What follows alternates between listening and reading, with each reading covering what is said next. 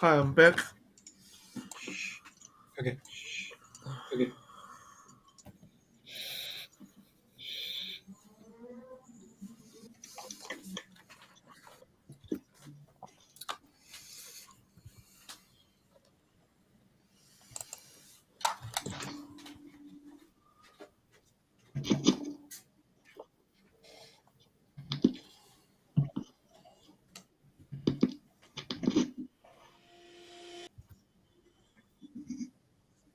Okay. Okay.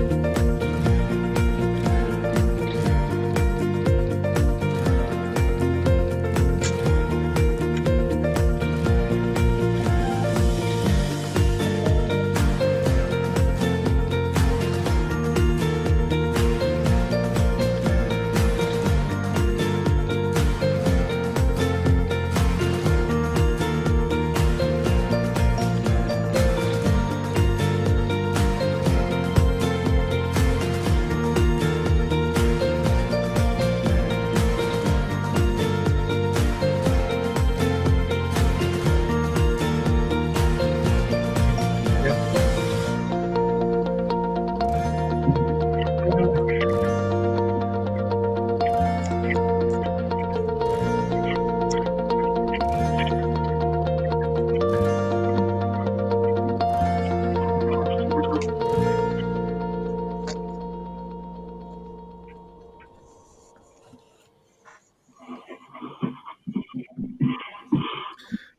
Hello and welcome to this semifinal streamings.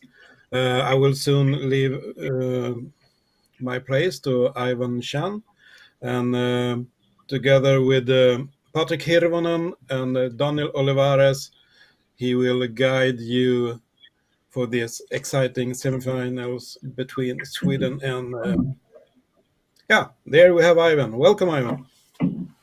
Hi, how are We are you? now we are now live, and we will start in 8 minutes. So, what do you guys think about this semifinal, Sweden against Russia? Patrick and Daniel, what do you think about it? You are the expert commentators for this match. Uh, Finland played against Russia in the quarterfinals, and it was a very, very, very tight match. And unfortunately, Finland lost in the decider or tiebreaker game. So I'm quite excited for Russia to beat Sweden. I have nothing against Sweden, but I know that the Russia is a bit of the underdog here, in my opinion. So I'm rooting for the underdog.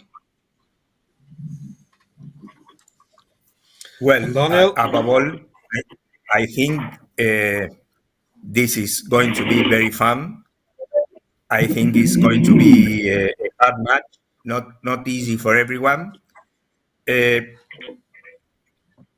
I believe Sweden may be a bit ahead, but that I'm not sure of that because it's not the same to play over the board than online. for me, that is clear. I play better over the board. For other players, it's clear too. They play better online. I think Russia is very strong. There have been many tournaments organized by ROS, Russian online tournaments. They are all being great, and I think, although in my opinion Sweden has a stronger team, this is online, and online it's different. That's my opinion. Yeah, I have to agree with that, and I have a feeling that the Russian players might have lately a little bit more experience playing online than the Swedish team. And another factor to take into consideration is also that it also depends a little bit on the day. Have you slept well? Have you eaten well? Are you rested? Are you stressed? So we will see. It's going to be an interesting games for sure. Yes, but for example, we had an experience with Oskar Eklund, a player from Sweden. In the rating list, he's the best player of Sweden at the moment.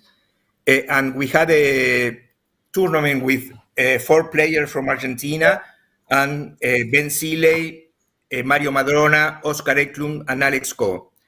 And I saw all the games because I organized the tournaments. And I think Oskar Eklund, for example, had some trouble to play online with long times.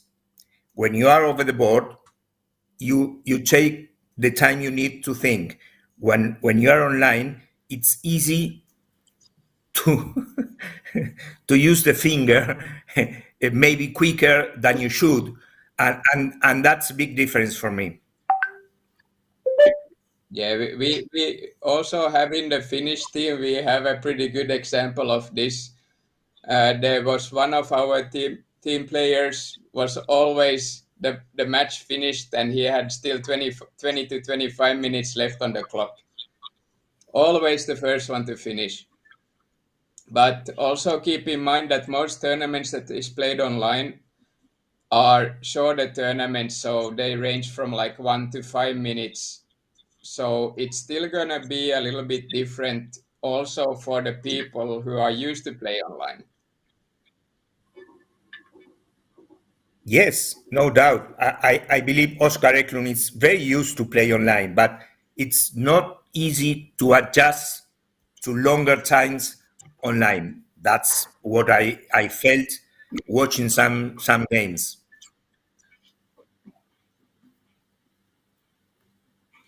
Yeah, there is a Indeed, little bit over of the board, getting used to. no, over the board, there are players that play fast too, and that's okay. Everyone has their own rhythm, and maybe they are used to play fast. But I think that some players used to play with all the time off the board, and maybe online it's hard to keep with that idea. Yeah. However, most of the players or all of the players have been playing this tournament before. So I understand the first games in the beginning of the tournament, in the qualifying rounds, it might feel a little bit awkward. The same was for me in the first game. You hover with the mouse over where you are supposed to be clicking, and then you accidentally click a little bit too fast, and whoops, I actually made a move. That doesn't happen when you play on the board, but all these players have multiple games now, so I think they have gotten used to the format a little bit better.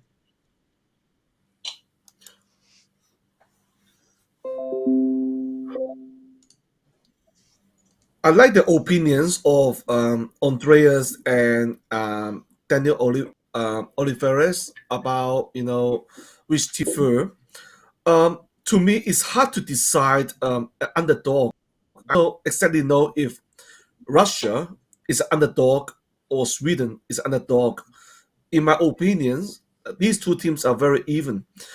Um, the highlight of this match probably between the two key players, Patrik and Matthias Anderson. These two players haven't lost a match in WOTM, and tonight or today, either one of you will lose unless it ends up in a draw. Otherwise, there will be one person who will suffer a defeat for the very first time.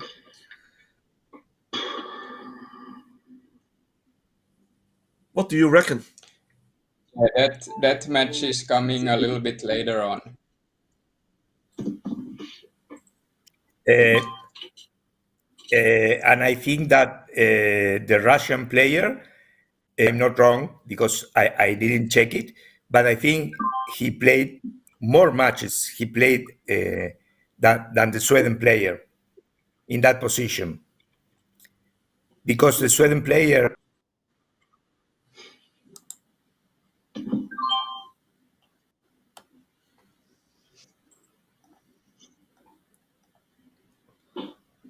I think Daniel's got some I, problem I, with yeah, internet. I think we lost. We lost Daniel. So we are underway. Okay. Yep.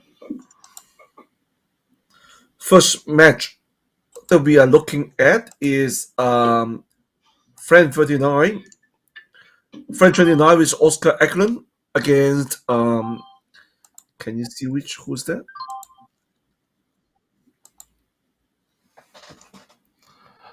Oh, Ivan Kutorov. Yeah, Yeah. Ivan Gutorov. Yeah, very fast opening. You can see that, or almost Yeah, finish both players for the first sure 20 moves. knows what they are doing at the moment. Othello, uh, most good players, they have an opening book, so they can choose from certain openings they want to start with, and this is now on this move the first time we see that the Russian player Ivan is using a little bit of time, so there is a chance that Oscar has made a move that Ivan is not that familiar with, and hence has a bit of time to go over his options.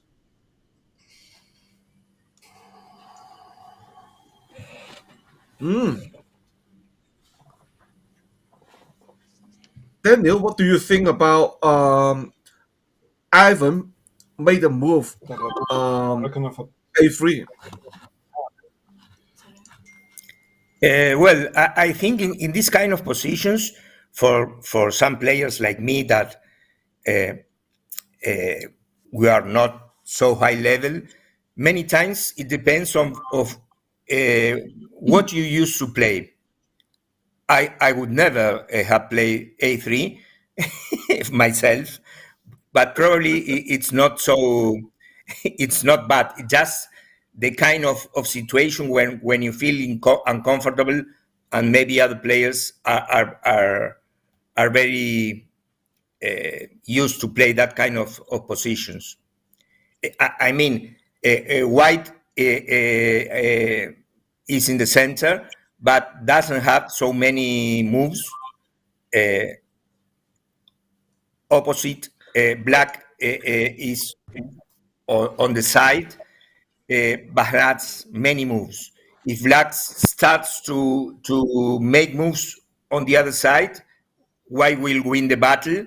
If White runs out, then Black wins the battle. It's a,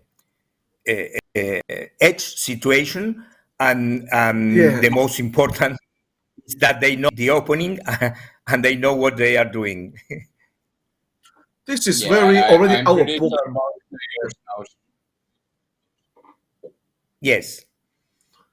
Black Black tries to Ivan Kutorov probably tries to creep the edge and then run right out of tempo. That's how I see it.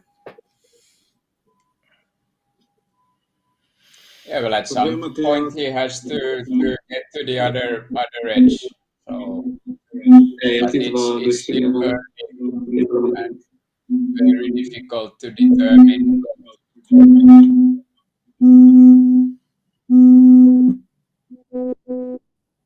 We have a little bit of echo, I think. The Zoom. Yes, it is not only the edge situation, but also a tempo that is there free for white because there are three holes.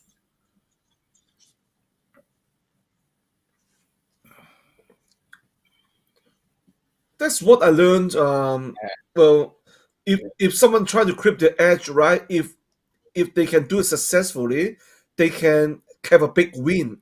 Or if they fail to creep the edge, they will suffer a big loss. So, but it is interesting.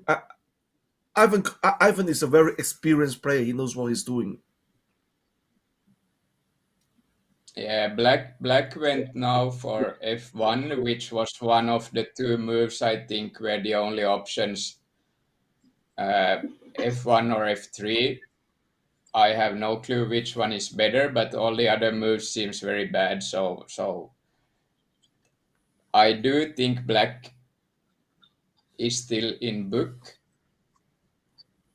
and I would suspect white is as well.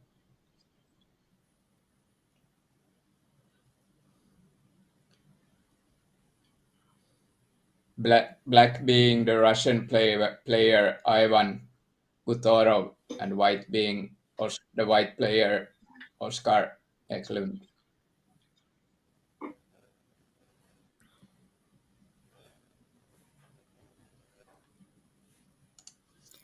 I suppose there's a dilemma here. One option is to take G1, uh, taking the tempo, but uh, leaving those three That's okay. whites discs in the upper side. But other option is to play C2, maybe. Yeah, if I would choose, I think there is three options, or maybe two. Either is gonna be C2, or maybe F2. I would probably prefer C2 here.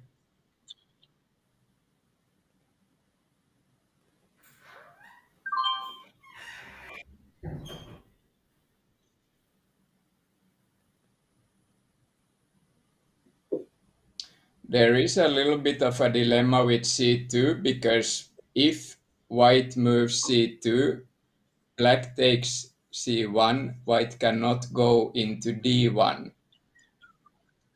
So I might prefer F2 instead.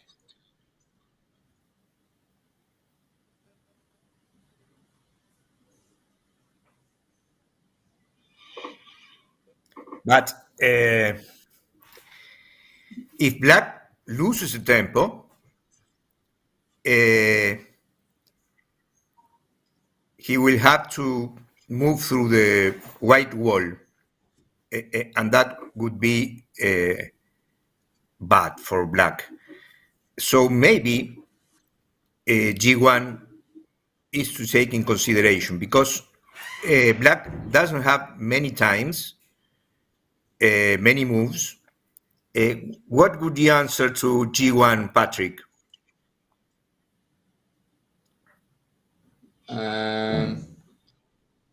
I would maybe consider F2 as black. Yes.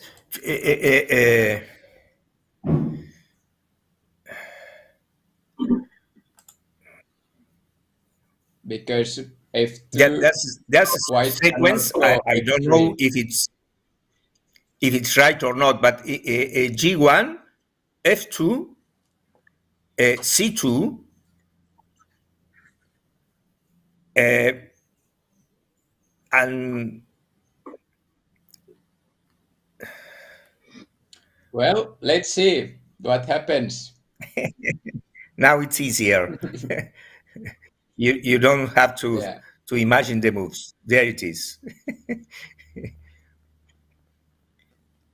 I was saying now that is one move ahead. If black plays f2, that looks like the best move. Uh, and threaten to play next c1, f2,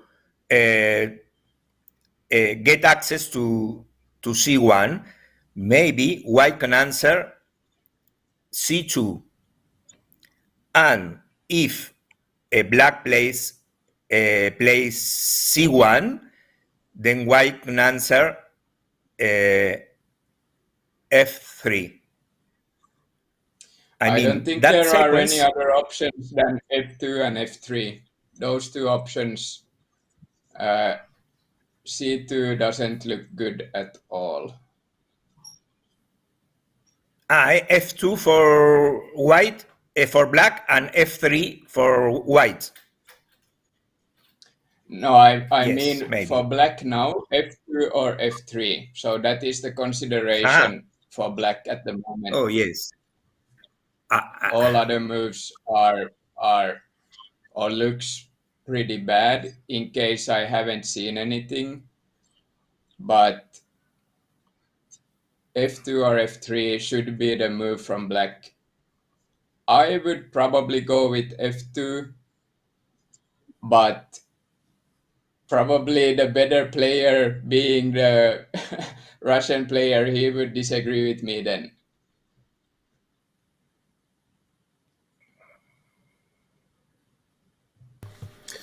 And I can tell you that in second time we have a few other games that It seems that you have the echo, Bengt. Yes, I maybe you might have multiple calls going on. If you are also on Zoom, then yeah, that creates the echo.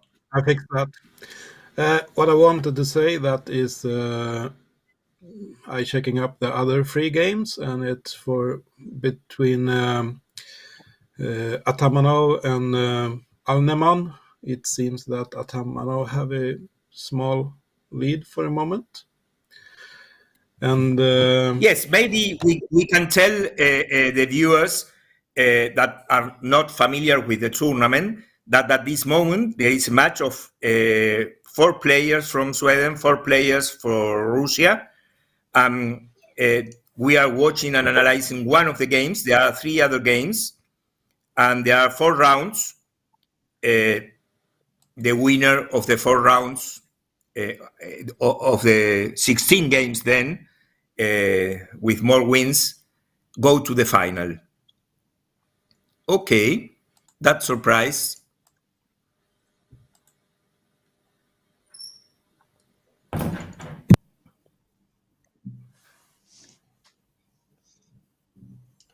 Yeah, looks this doesn't look very good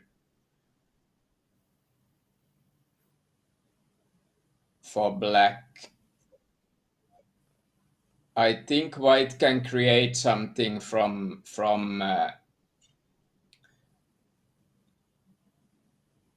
that edge.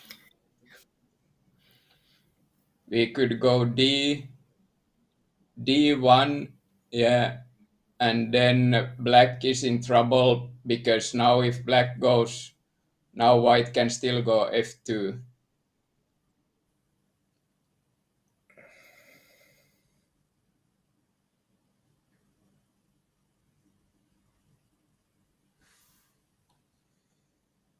White can also go G3.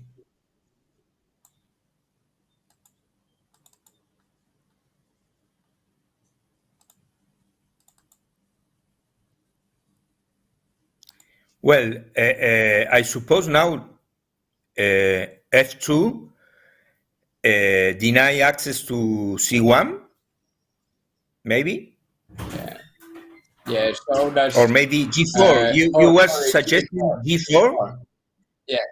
G4. G4 maybe because G4, G3, F2 for white, G4, No, I don't think F2. G4 is the move because if white plays G4, black has the answer first C1, and when white takes Yes. B1, then black answer F2.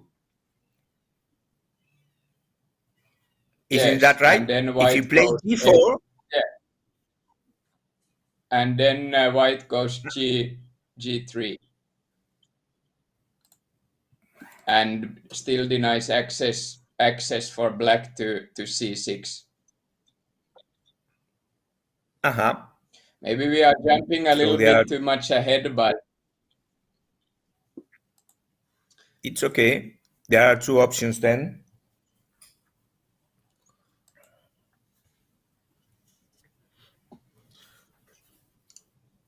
In the meantime, yes. Ben, are you checking other matches at the moment?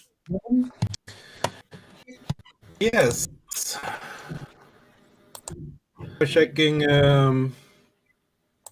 Oskar Eklund is your game, and I'm checking Dimitri Grishin against Matthias Andersson, and it seems to be a kind of easy win for Matthias Andersson.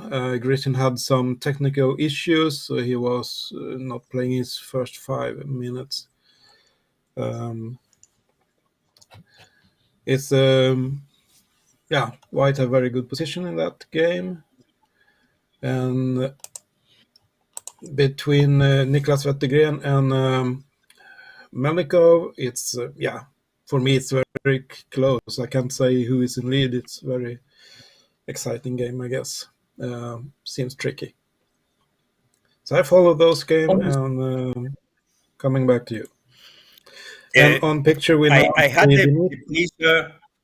the pleasure of commenting live some Ben Sile's games, and it was it hard because when we not so well players comment this kind of games, we say, well, there is this option and that other option, and maybe I prefer that one, and the player choose the other one. Well, but it's okay. It was within the kind of moves you expected.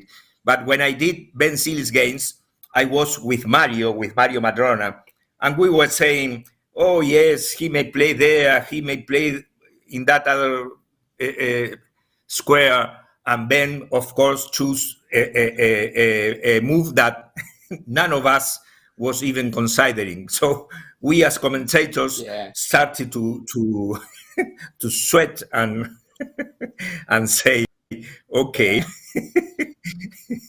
it was hard.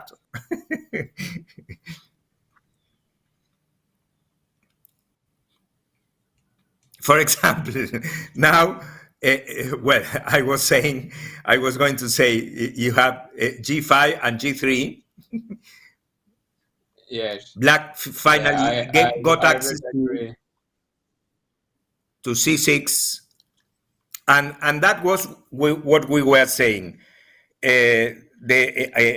some time ago. White can still have some move there, black answers, but there's a time saved for white in those three holes on the left edge. Uh, uh, no hurry to play there, just in the precise moment when you need to win the decisive time, you always have, for example, B4 winning that tempo.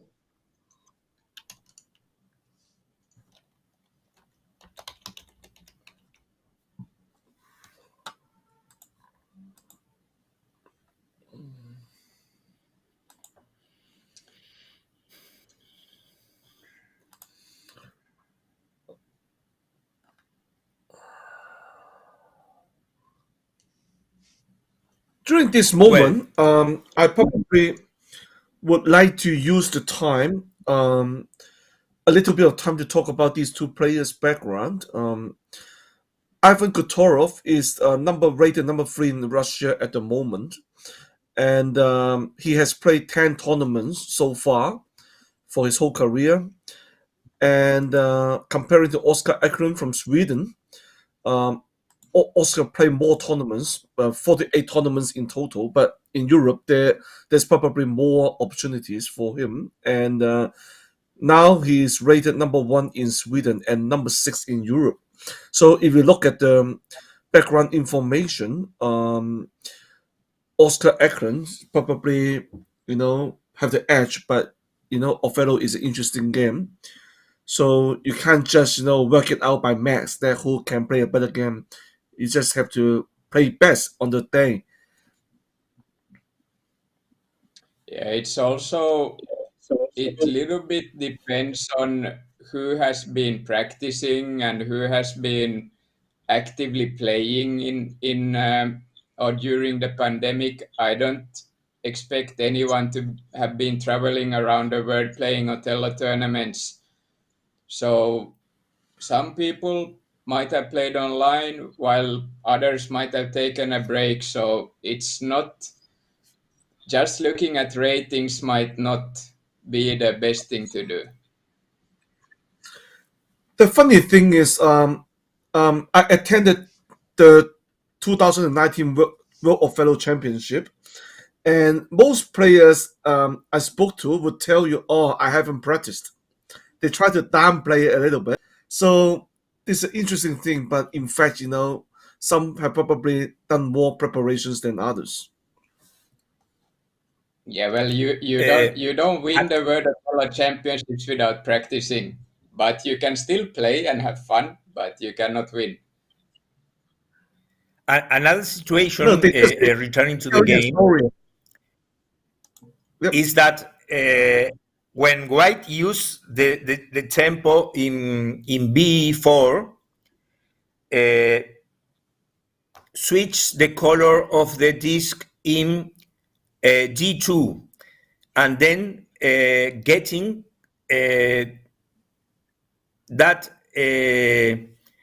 kind of pattern with 6 white discs in line 1 and 4 white discs in line 2, and that is a very very dangerous situation for black if it runs out of tempo, because it has no way of attacking any size or winning a tempo in of parity, because those 6 white discs in the line 1 and 4 white discs in the line 2 are very very strong if black doesn't have enough time.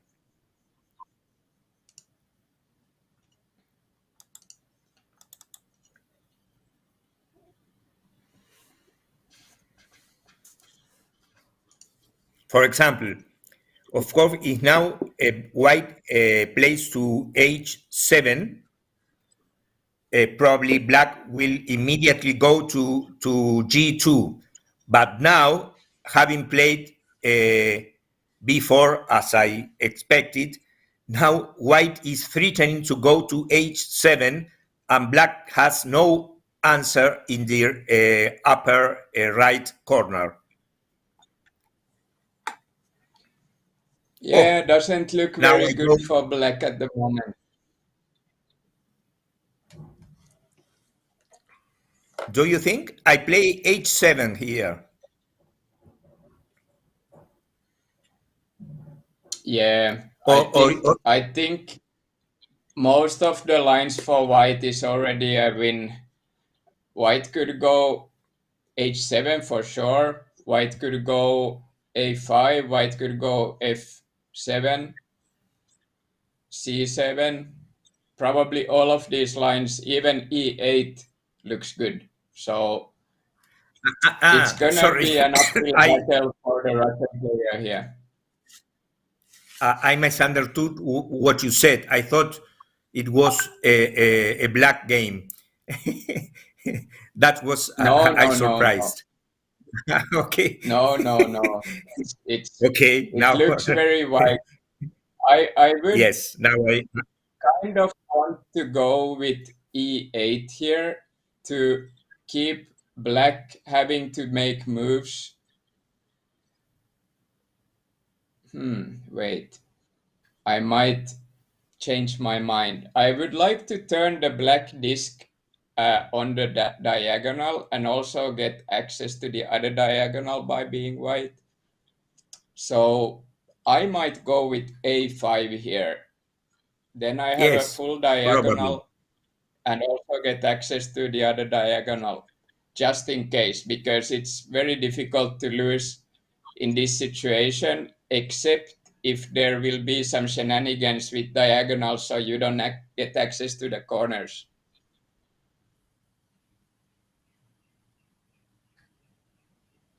However, I think Oscar is now calculating the end game, so I suspect the game will be quite fast from Oscar from now on. So once he makes a move, he has probably planned the moves already to the end. And the spectator now see the screen that the tournament referee see with all players who have side cams and see them play. And yeah, it's fun to follow the players almost live, isn't it? Yeah, so we have Oscar in the left down corner, and where do we have Ivan? Uh, in the middle, up middle between Niklas Oh yeah, and there, top middle. yeah. So here we have all the players. From up is Niklas Wettergren, Ivan Guterov, Etanamo, and so. So that is what I'm doing, looking at the other games and the I, players. I can see a couple of Swedish players with a soccer Swedish T-shirt. How do you feel with that, Bengt? Yeah, I It's wanted them okay. all to have a yellow shirt. Yeah, it's good. Hey, it's Sweden.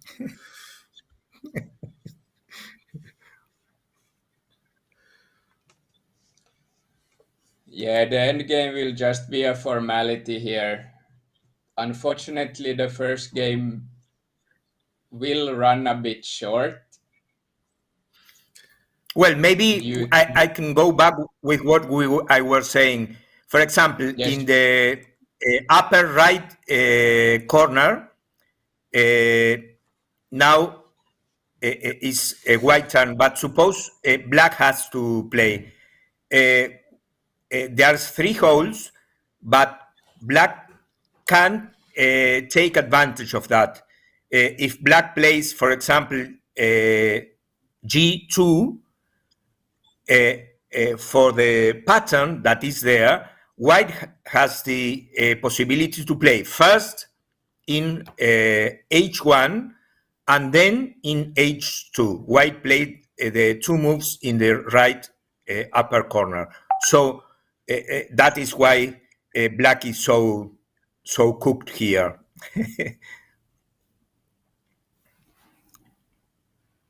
I think it all comes down to the move in the early mid game where black went c2 when we were thinking that he had f2 or f3 as alternatives but decided to go c2. That I think was the crucial mistake here for black. But on the other hand, it's easy to be uh, to judge now after he made that move. I'm sure he had his reasons to take that move. Oh, yes. When we are on this side of the world, all looks clear. When you are Yes, playing, you are exactly. always the one who makes the mistakes. Yeah, and you kind of start to doubt yourself, even though you have a move that you think, oh, I should probably take this move, but you start second guessing yourself that, Yes, and when we make mistakes maybe it's here, too obvious. when we make mistakes here, or something happens that we don't see before, it doesn't happen anything. We move on, Yes, and we smile, and we go on. But when we are playing and you make a mistake, and something appear that you didn't see before, you start to get nervous, and we are start to playing worse and worse. yes. Here we have a situation where white needs to get access to the diagonal at some point, but I think he don't need to take it now. He could go f7, and if black goes f8, white can take another diagonal. Yes, I No, that think didn't work. f8 first now for white is maybe stronger. F8 because uh, can't find the answer for black. F8 for white. Yeah, or f7 is also, because then yeah, f8. I don't want to have a white piece on the edge when I'm already getting the corner though, because there might become a situation where you get black discs trapped between your discs, and we can always, as white, go c8 and get access to the diagonal.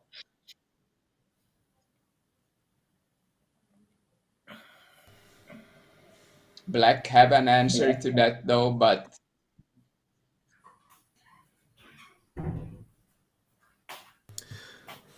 I can tell you now that the first game is over. Matthias Andersson against Dmitry Grishin ended 52-12.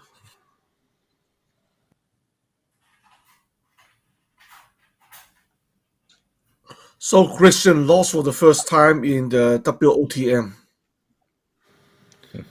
I have lost before, but yeah. He had some technical issues also in the beginning, so he have less time than Matthias Andersson. So yeah, so it's I think 1-0 Sweden this game return. could be something similar. 52-12 Well, could be E8, this game E8 result. for white, and there's almost no answer, no? E8.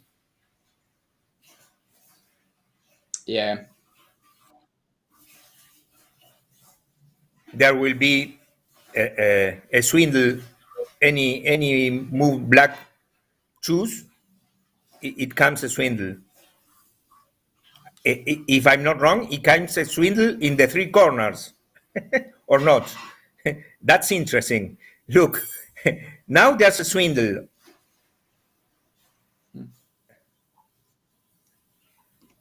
Then there's a yeah, swindle in the other corner, and there will be a swindle in the three corners. Am I wrong?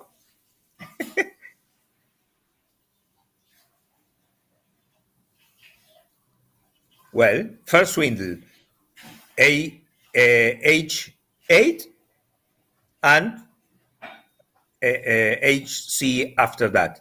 Another swindle, H1. I can't play H1 now. Oh,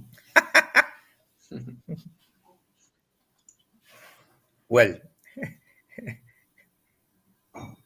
no three it's all swindles. just Anyway, technicalities. There's nothing black can do at the moment. oh yes, all the moves are white. Anyway, no, I wasn't even counting this. It was the beauty of the sequence.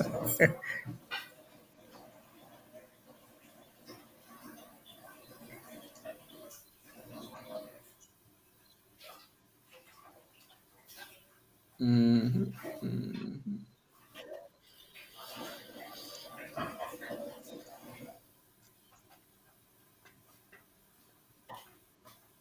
The moves are so fast at the moment, so I don't even think that neither player is counting the discs. Yes. White was quite sure he was winning, and Black had no felt like he had no chance. That they were just clicking the last discs in, and since Congratulations the to Well, disc, Mr. Akron. what what we said in the beginning, that black has one side and white was in the center, and there were an edge situation when there were two possibilities: or white ran out of time, or black had to move on to the right side, giving white the advantage. That it was easily happened. Uh, uh, Black had to move to the right side, and white had the game easily. It's very dangerous to take that kind of situation, edge situation, and of course, are players that do that very, very well and run opponents out of time and win the game. But it's a dangerous situations. It's like a no coming back. yeah. But that said, I think White played a very strong game. Oscar, I didn't feel he made any mistakes in the opening or the mid game. However, in the end, he was mostly just clicking buttons. I mean, he's a very strong player, but no player can count discs that fast, that's for sure. Okay. Now let's look Especially at when you the next game. Sorry, Daniel. The next game is Alex Melnikov versus Nicholas Wedegren from Sweden. So we're approaching to the end game soon. So what do you guys Yeah, think about the situation?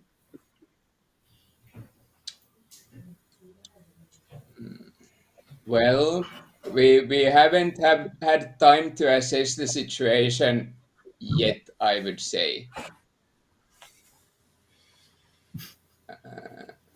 Black to move.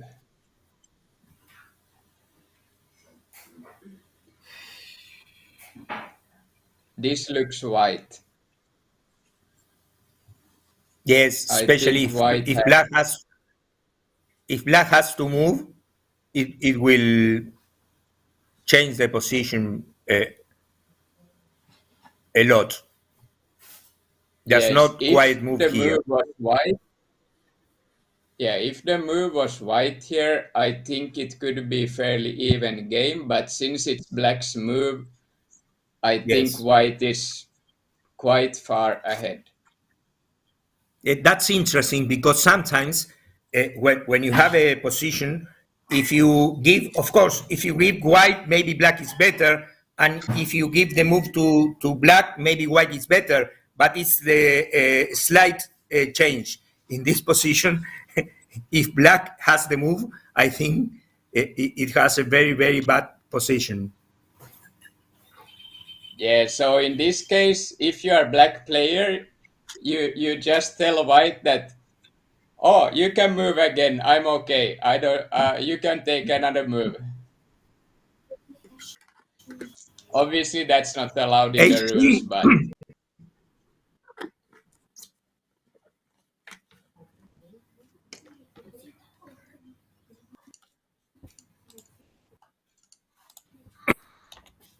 don't you think? H,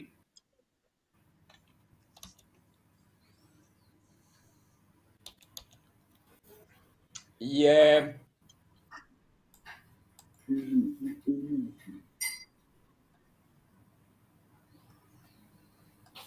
yes, H3 is one option for sure. Yeah, that creates. Then we have black needs to go C7 first. White gets B8, and then black. has to give up another corner or giving up on the top edge his position. However, that is just thoughts. I might be wrong. I might be completely wrong. We haven't seen this game for that long yet to be able to kind of assess the situation.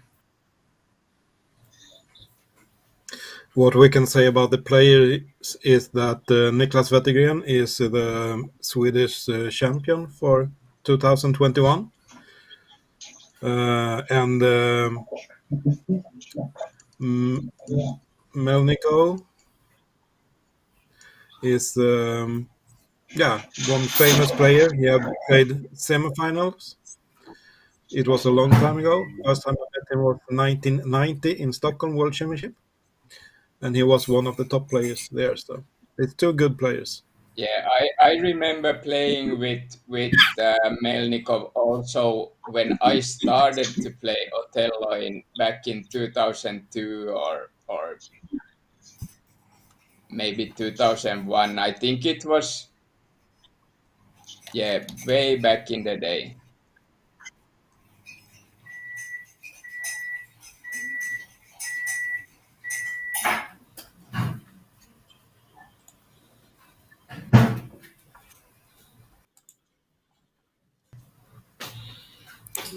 The only reason I may be thinking other move, not h3, is that if white plays h3, black has the opportunity to go to g2, Yes.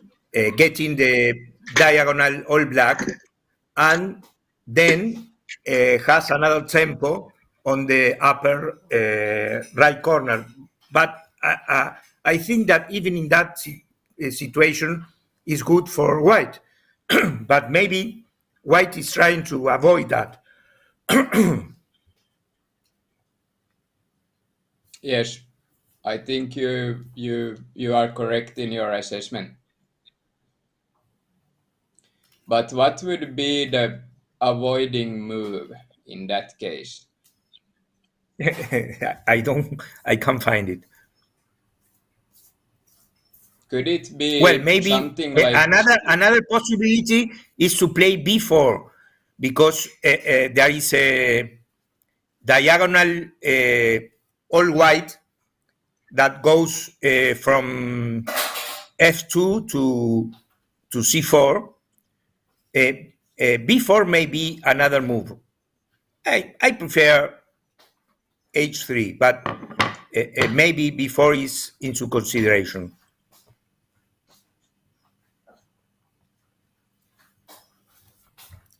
There is a nice words that says always place b4, but it's a bad joke. It's not true.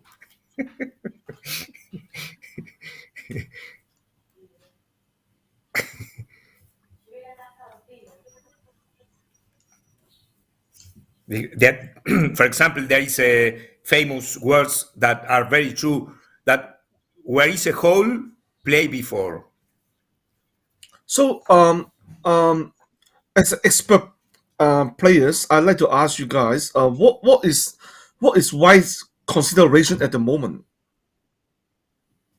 What is he thinking? he just as Daniel explained, black has two moves in the upper right corner when white goes h3.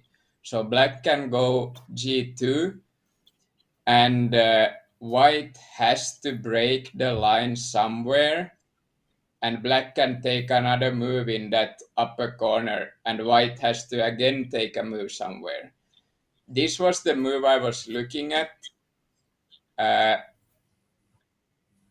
He kind of avoids the upper corner problem now. If black takes the corner, white can take.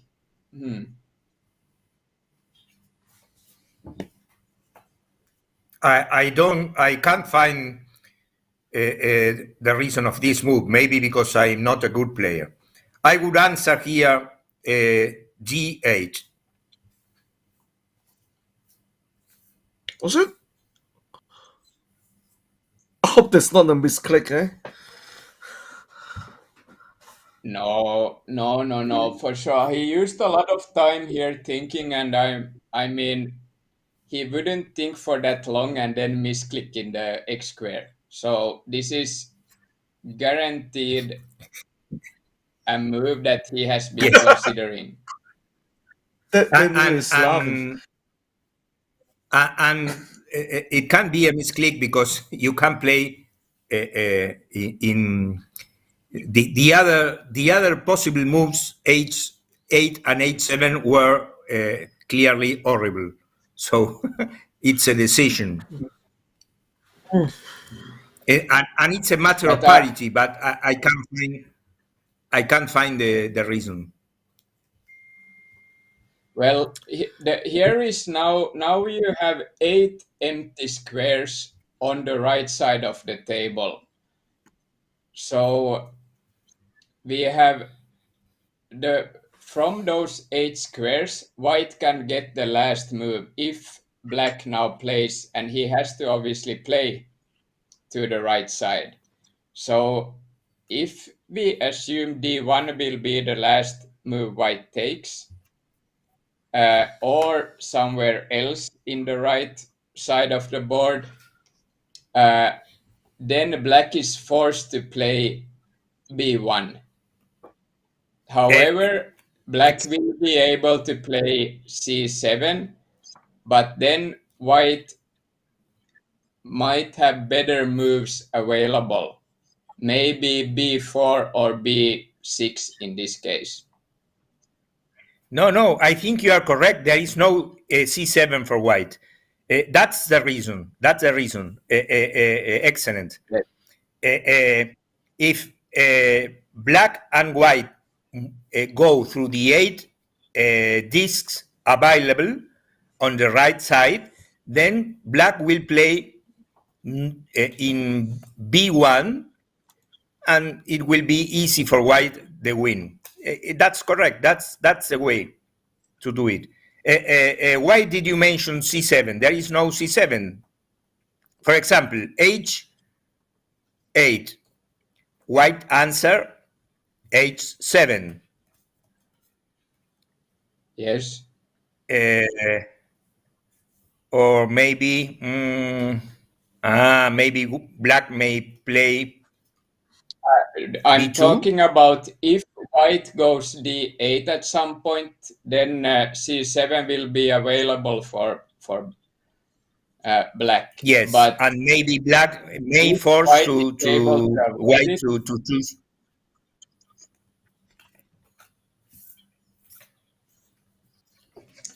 I don't like taking Maybe the corner here as black. I would as black play g2.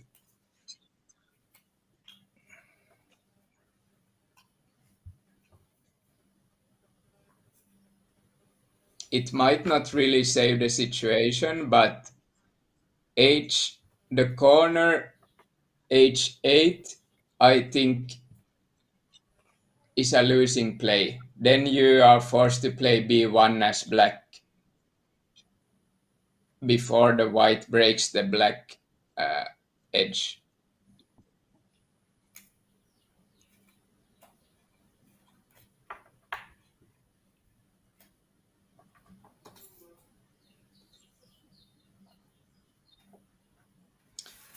That said, I think it still looks pretty good for white.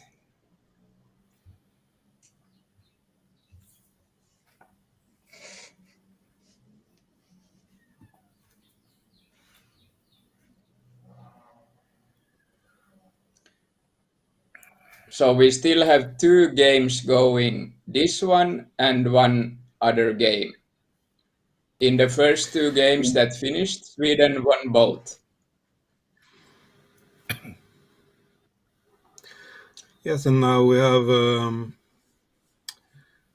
Dimitri Atamanov mot Jonas and is the 8 moves left, and I think it looked like a Russian win there. Yeah, Maybe we can. I'm rooting for a Russian win so we get an exciting round. Here you have the Atamanov Alneman game. And it is a Swedish move. White move. Yeah, And seems Sweden that is Russia is playing. poor.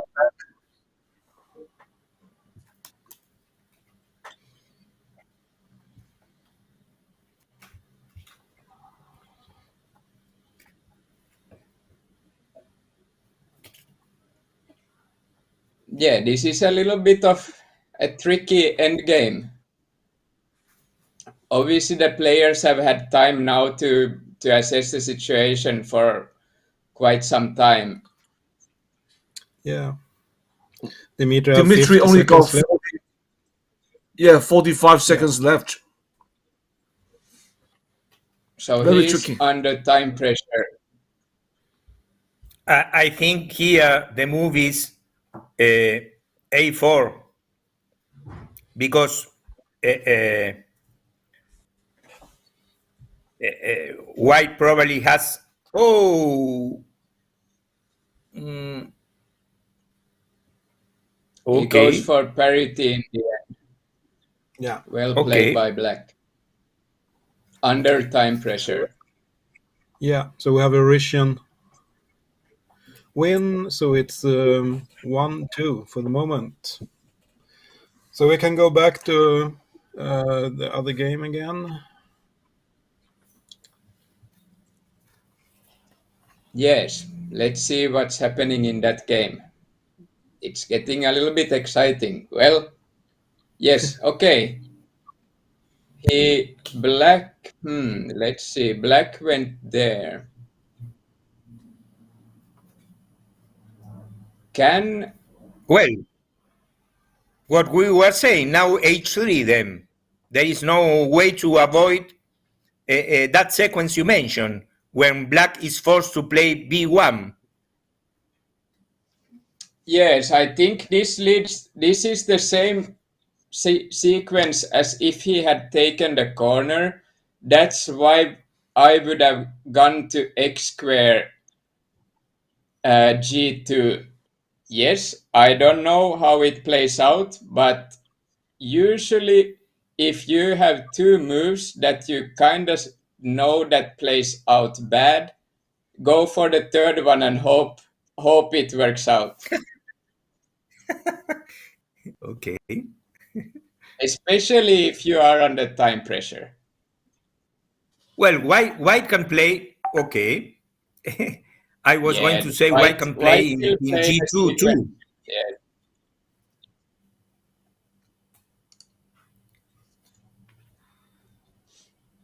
Yeah, I think the sequence will play out now that the Black has to go B1, and that will be the end of Black.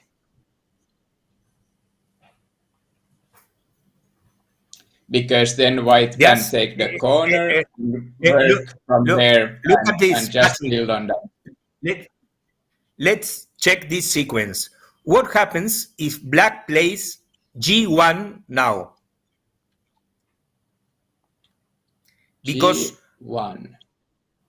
if Black plays G1 and White takes the corner, then when all is solved in the right side, then Black passes. Well, No, Black cannot pass. I don't think. no? Yes, Black pass. You think so? Well, it didn't play out that way. Okay, So Black maybe decided I to was go wrong. B1 now.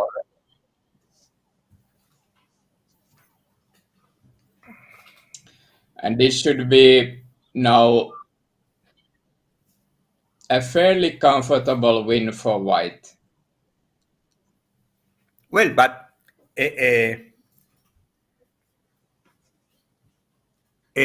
black passes here too.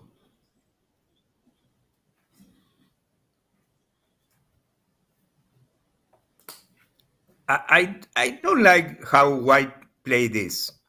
I think there was a better way because black wins parity here. Am I wrong? Yes, no, you are not wrong. Black wins parity, however, black just loses so many discs on the top that the parity doesn't help. I Okay, mean, that's now we correct. have B2, B3, then white Yes, can go A3, black has to go A2, white can go A5, so white will just wipe the whole corner. yes, you're right.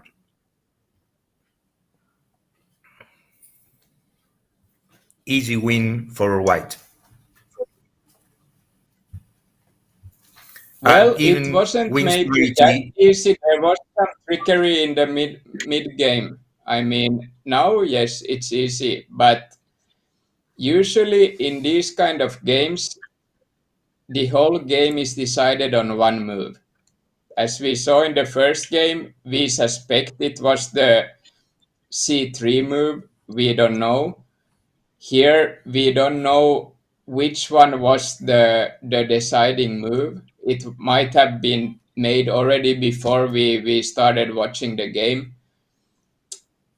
Uh, so one small mistake can be very costly when two very good players play against each other.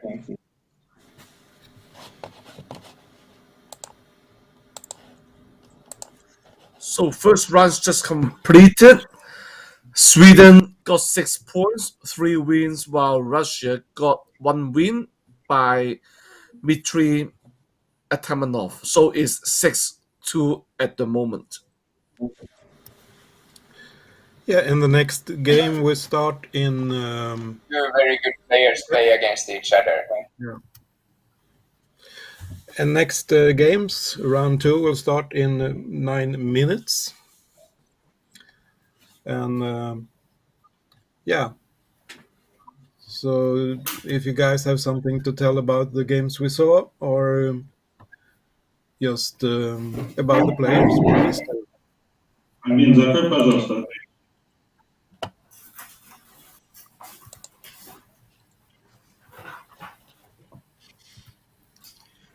Yeah, Well, I feel like there was a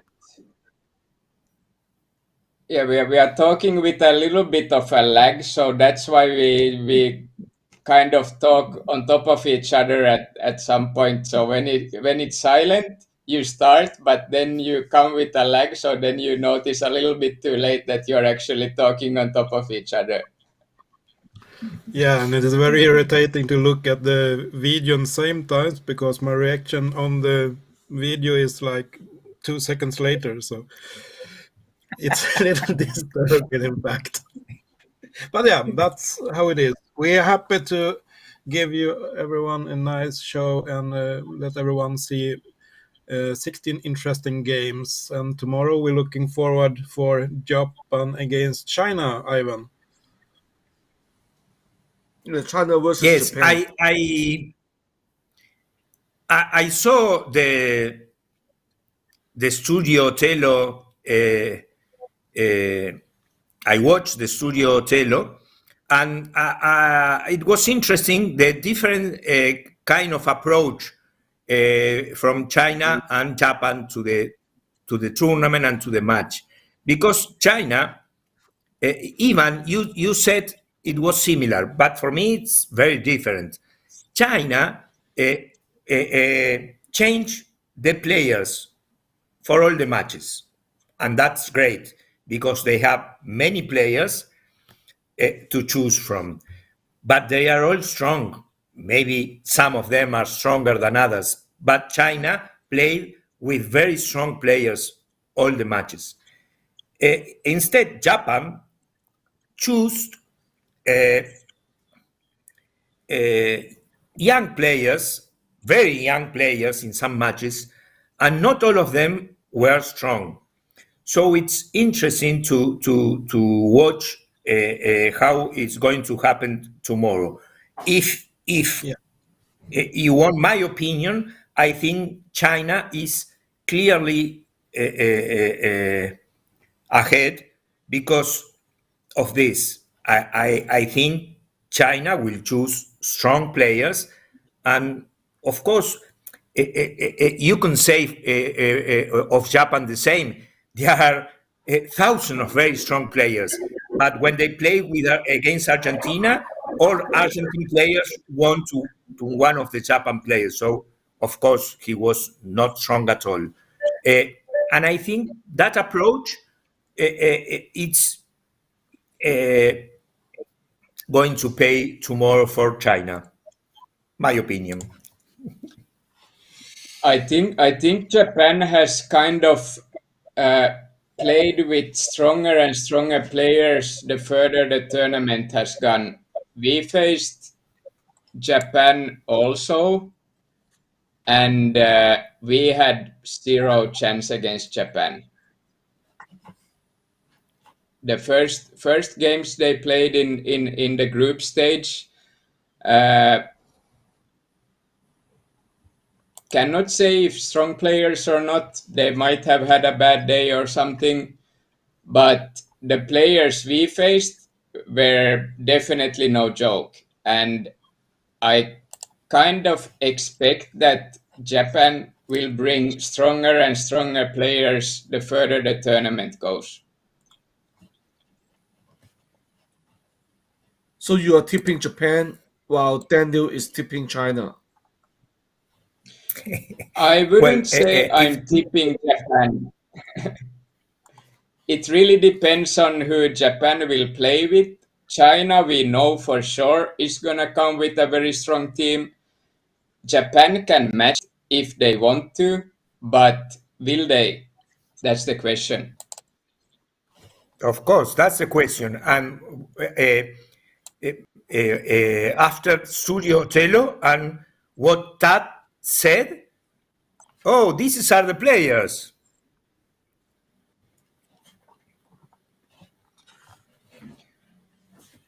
Yes, look at the Looks China team. We dangerous. have Song Yang.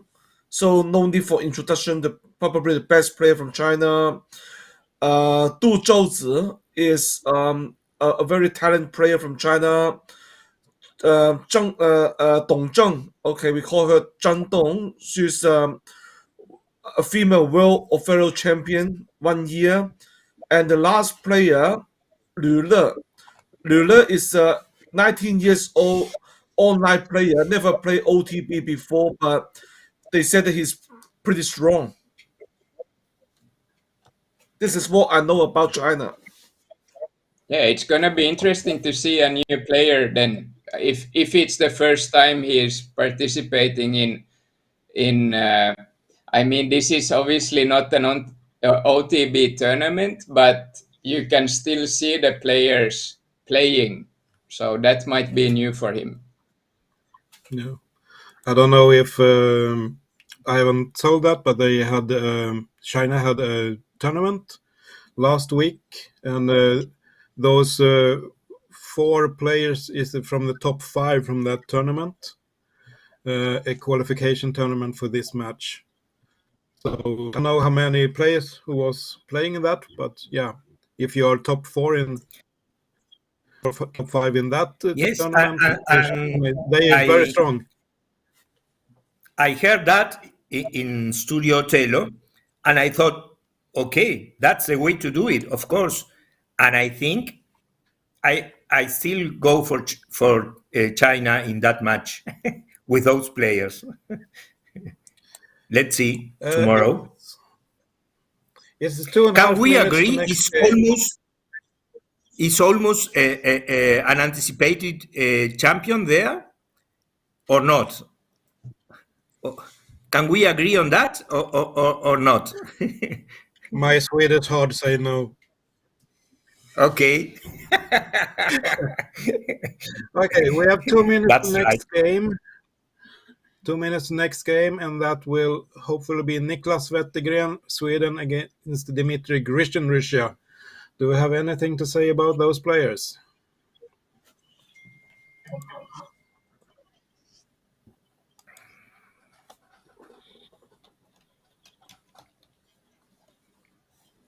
No? Silence? Yes, Sorry, we were expecting. I didn't hear what did you say? Okay, I say that it's now 1.5 minutes to next game, and we have Niklas Wettergren against Dmitry Grishin. That is the main game for you. Well, Nicholas Wettergren is rated number 3 in Sweden at the moment, and he's a very, very experienced player. He has played 68 tournaments so far. I think his best result is his Swedish champion in 2015, and he also played several Othello World Championship before. Um, and for Mitchell Christian, he hasn't played a lot of OTP before, right? But in this WOTM, he just he surprised everyone. He I think he won almost every matches until today that he got beaten by Matthias Anderson.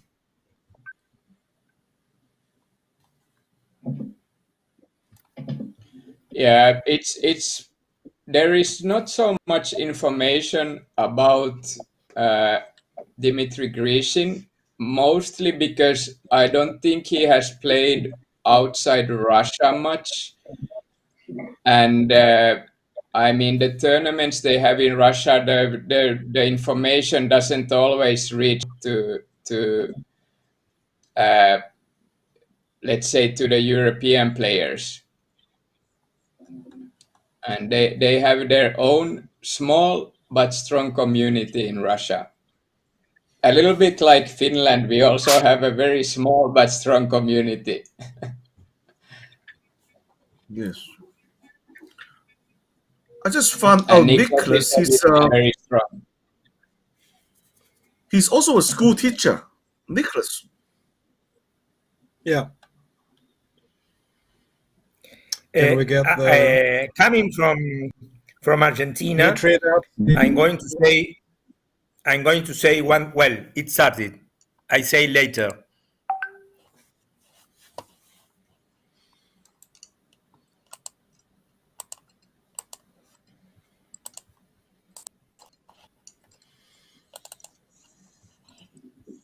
Okay, so we are already we have played the opening, or we are still in the opening phases. Uh,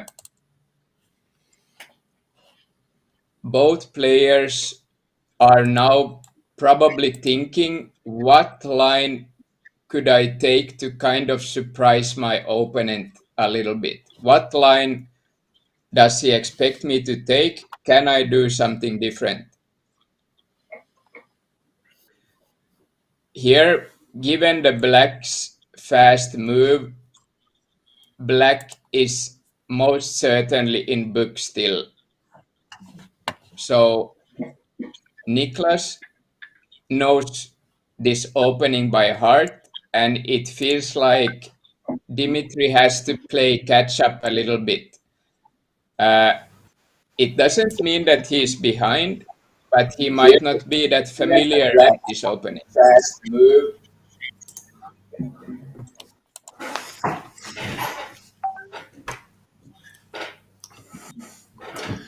Hey, the match already has started.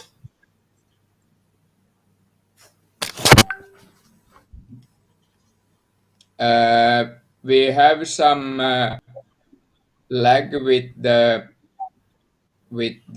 video again. Oh, now let's welcome Roel Hobo from the Netherlands.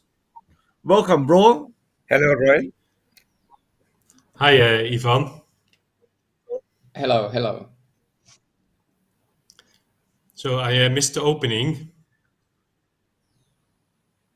Yes, we all kind of did, but it looks like Niklas was kind of the one choosing the opening, and Dimitri tried to find some move to counter, and now seems like both are kind of starting to transition into the mid game and looking for maybe some surprise moves, maybe something to throw the opponent off.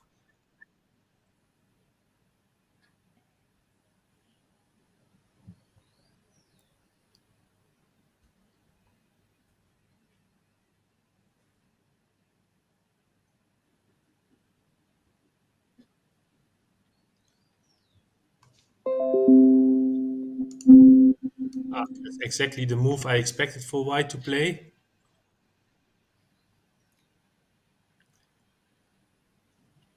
Now what Yeah, can black there do? wasn't many other options. Yeah, exactly.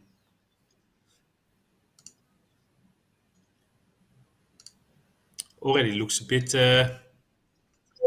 bit nasty for black. I Maybe like something like Black's position, to be honest. yeah, maybe I something I like I h4.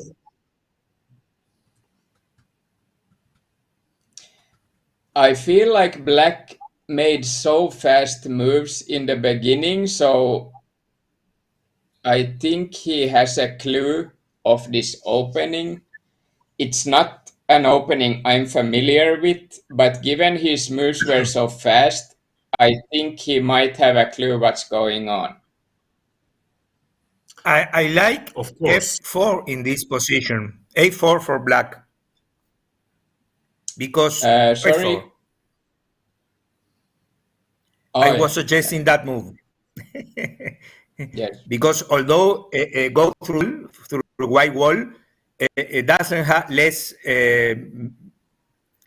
doesn't have many options white now, good options. No access to f5. If I was white, I would try to gain access there for a potential next move.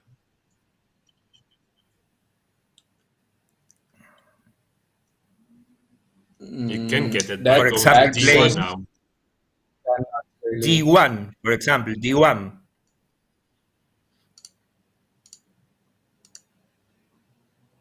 The point is the only way to, well, maybe Daniel is a little bit a3 too. lagging, or maybe it's the whole stream that is a little bit under the weather. Hmm. And black doesn't have a decent move to take away that access. Exactly, white's playing it now. Yes, but there's a tempo for black now there. c1, for example. c1, if white wedges, then indeed this concede 3 also turns white, and white seals himself from the move to c2. So it might look good for black.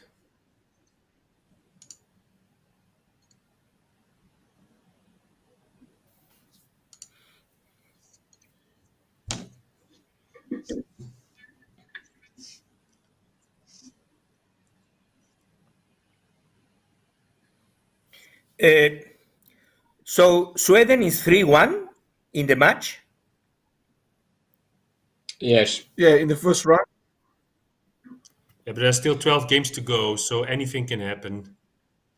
Of course, I just the I think beginning. I C1 is the only move that is available here because black kind of have to disallow white to go f5, and the only way he can disallow that is by going c1. Well, maybe white can go to e5 immediately, but then black wins the tempo. I mean, Yeah, if black he plays could do one, that, but yeah, then white can answer And e5, but black wins the tempo. and what if black tries to make f5 not to take it away, but to make it less attractive?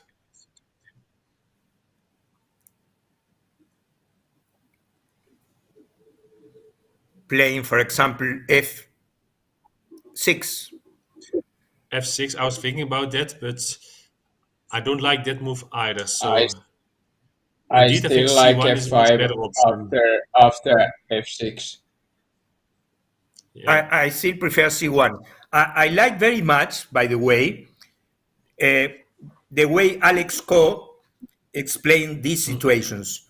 He used to say, now white has the opportunity to have a great move in f5. So what can we do? We do three things. Playing f5, black can play f5. I don't like, but that is one of the ways to avoid white to play f5. Removing access Yeah, in these situations, black cannot remove access, or making the He move can not so c2. good. Ah, yes, c2 c2. is removing access. Yes, It's not a good yes. move, I think, but No, but remove access. That's right. Yes. Or finding a way to turn the move not so good. yeah, And sometimes, maybe for example, in this situation, that kind of thought it's not useful. But in some in situation, it's so great to have that order in mind. What can I do? I can do that. I can do that. I can do that, and then you find, oh yes, that's the move. Obviously, I mean that's a great way to find a way to think for beginner players.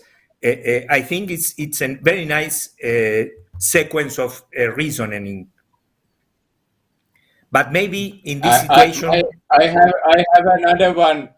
Another thing a beginner player can also do, just like myself. I go every move I can make. I look, is this good or bad? Does this looks good or bad? Then I go to the next one. Is this good or bad? And this is actually what I've been doing also when I played the World Othello Championships back in the day. I went through all the different squares, and if some square looks good, then I try to build on that square. I mean, if you only have two options, then you can kind of find which one is better instead of your mind going around looking at different places on the board. If you go through them all, uh, when you have a lot of time to think, this works. But when you play fast Othello online, then you kind of have to use your intuition a little bit more. for example, black answered with none of the of the three options Alex Co suggests. Yeah. I know that that's often the case in these kind of live games with commentary. Uh, in it c6, I was considering it, but I didn't mention it yet because we were still talking about the methods to prevent a move of the opponent. In this case, f6, which is now indeed very attractive for white, and white indeed plays it. Yes. Well, So what remains for black? the move we chose, C1, instead, of course, gave white F5 with no problem. And now it looks like black has to go c1 anyway now. But now c1 isn't as good as it was before. Because No. now black cannot turn the... Oh, after white goes in the middle, e1, black cannot take c3, c2 anymore, but that was possible with the other sequence. Yeah, that's because of And the I last move cannot to really see e5. any other options here.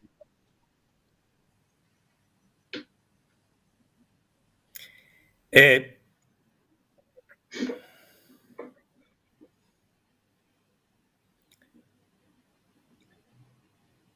Always I take the must be action in losing these something. situations.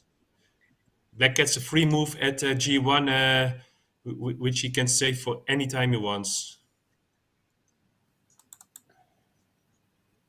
I'm a little bit surprised by black's b5, to be honest. Oh But yeah, me too. I'm sure they have given more thought than we have. I mean, they should at least be fully focused on the game, and there might be things we haven't taken into consideration here. Yes. They play quite fast though, so I do like the position of white now, that's for sure. Yeah, but still, white has a large number of discs on the right side. Can't play there, although it's now black's turn.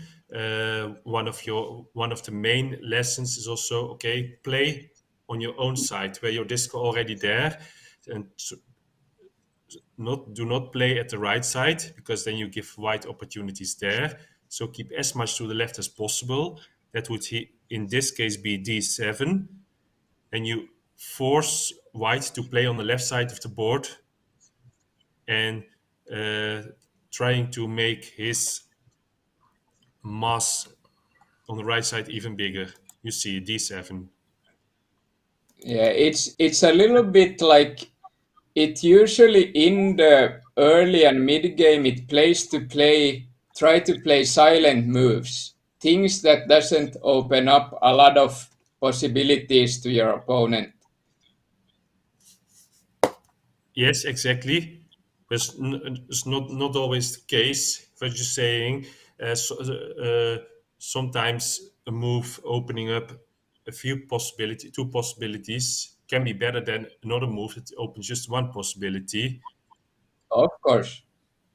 Now Yes, indeed, especially when with that move that across a wall, for example, maybe you get access to some squares you didn't have access before. So apparently you lose times, but you win times in other side of the board. Now exactly. there are two for black, one in B1 and the other in G1.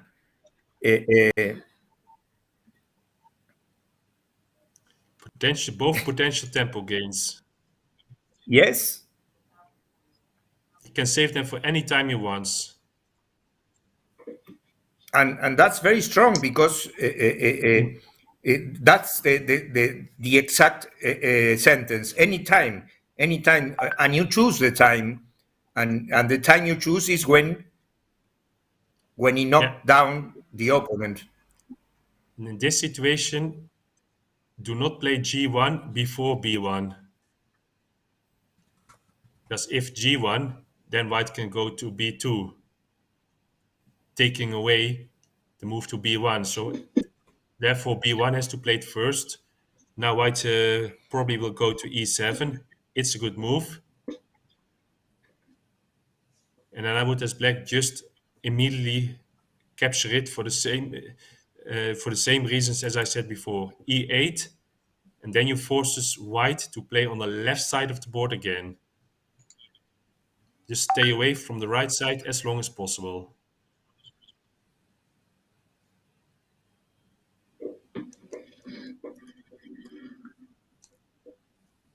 Maybe even Okay, F8 maybe is better than E8. What do you think?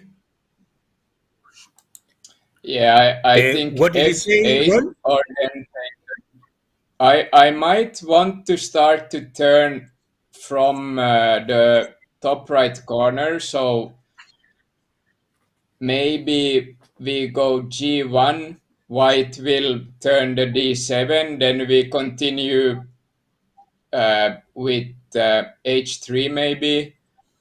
Then we force white to play another one of, uh, on the left side.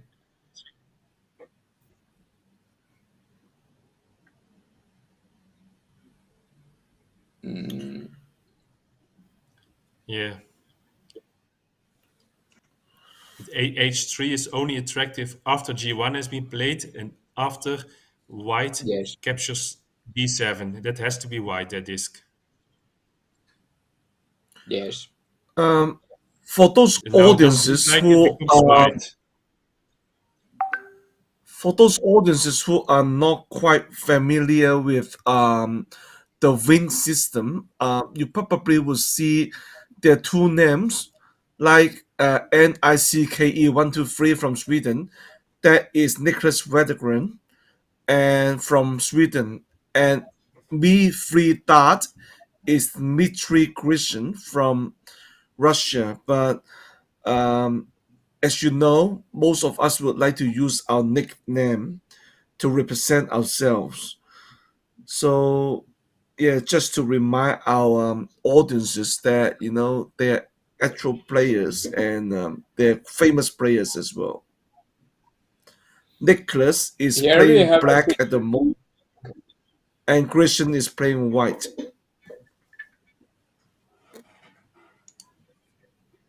So here we have a situation that Daniel was explaining before. This looks very good for white as long as he has have moves to play. But there is a risk for white to run out of moves and is forced to play a move that will lock black discs to the corner or to the side. And I think Hmm? that is what black is trying to do here to force white out of position. And he still have the G1 up there uh, Yeah. as a emergency play. It Yes, looks However, I like black if is think trying white to can save have that. enough moves, sorry, I, I like black position because that move is essential. That tempo is going to be very important. And he's trying to save it for as long as possible. Yes. yes. But if white can play himself out of this position, it will be an easy win for white. If he doesn't run out of moves, Mm. The last move of black to a5 made white a nice move to d8, because if black now responds with e8, he seals himself completely off from the lower left corner, because c6 will flip as well, making also as white, white I having a would good have move actually to played d2. a7 here. I think a7 looks very good. Then black is forced to go g1, and white can take uh, a3. Hmm. Indeed, but first is black's turn And now. force black out in the open. Yeah, if white play instead of d8, white would have played a7. Yeah, white a7 now. But he can still do it. He can still do it. Yeah. Yeah, no access for black to a6. Yes. But before he played d8, the situation was the same. That's why it was a. But on the other hand, a7 looks a little bit scary, but because black didn't have access to a6, I think it would have been pretty cool. Hmm.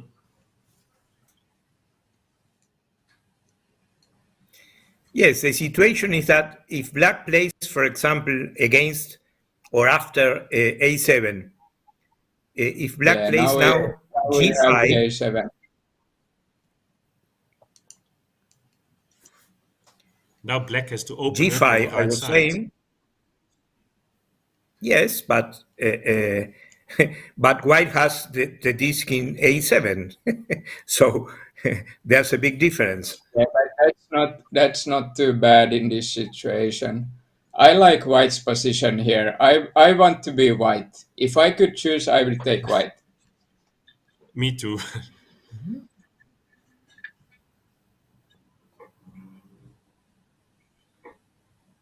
Uh, Okay, E8 is now definitely off limit. Remember again who were playing with each color? Yes, Who was black Niklas. here? Niklas is black. Niklas is black. Vettegren. Thanks. And Grecian is white.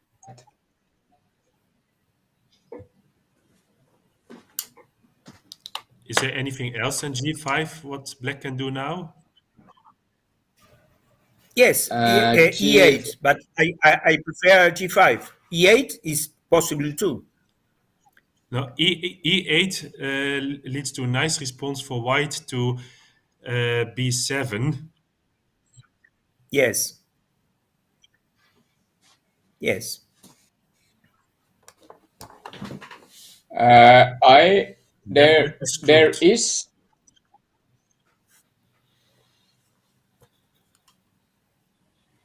there is something with the disc at E2,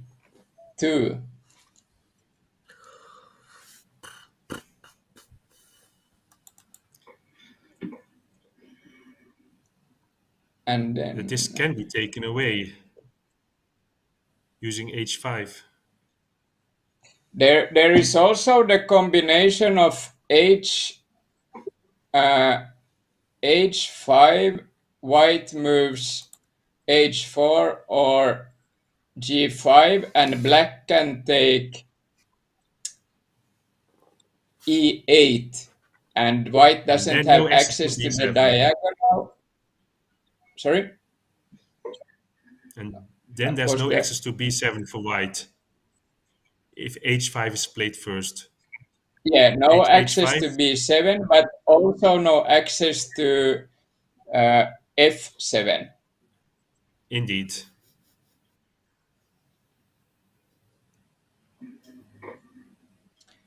Well, let's see if it plays out. Yeah, but H4, E8, white has a nice quiet move at H6.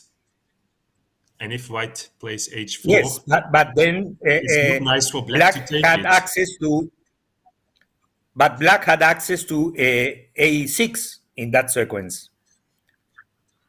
Yes.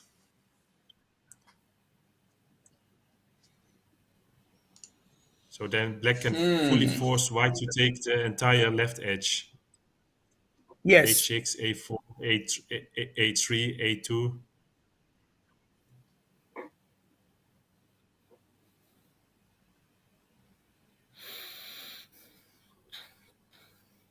Mm, uh,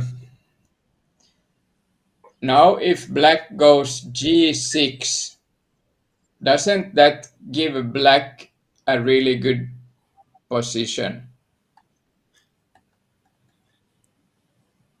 G6, it makes H6 a little less quiet. We have a nice response on G5 to move thereafter. But I mean, if he goes H6, black can still go G5. Yes, that's what I'm saying. Yeah, G6, H6, G5 is a nice quiet move, but then black still has no access to A6.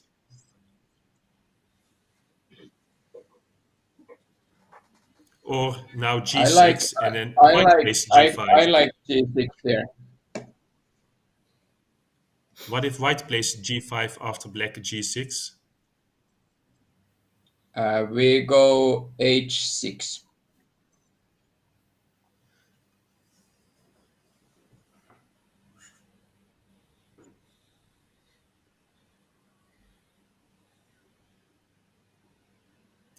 Okay.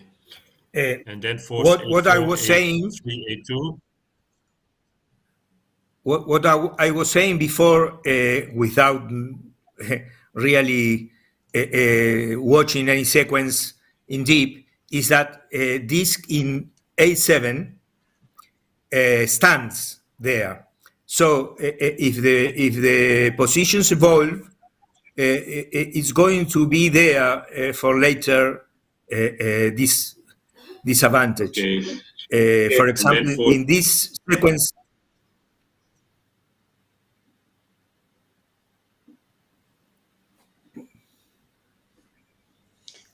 It feels like black is kind of white is attacking and black is trying to defend now. If black can kind of make white move first on the left side, which he can, I think it's gonna be a black win.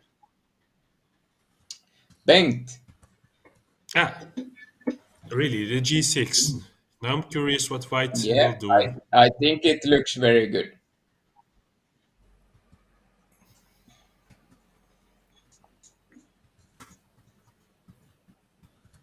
So it's either h6 to take away the access to a6, or maybe g5. Then we can force the left side with a6, a4, a3, a2. And after that, black has a nice move to h6. But then white can have access to f7 for a nice move. And I can't see beyond that yet. I I don't added know how there. it's gonna play out, but white moves here, black goes h6, and then white, I don't know where white goes after that. We have to, Not to I didn't h3. look the sequence that far. If black moves to h6 now, white Yes. can't move to a3. So so black still has a reasonable threat to a6 later on. Hello, commentators. I yes, but added the Dmitry and friend game. Game name. if black plays h3 immediately, then white can answer a3 on the left side. I mean, if now black plays h6, don't think h3 for black is a winning of tempo, because it gives a tempo on the left side.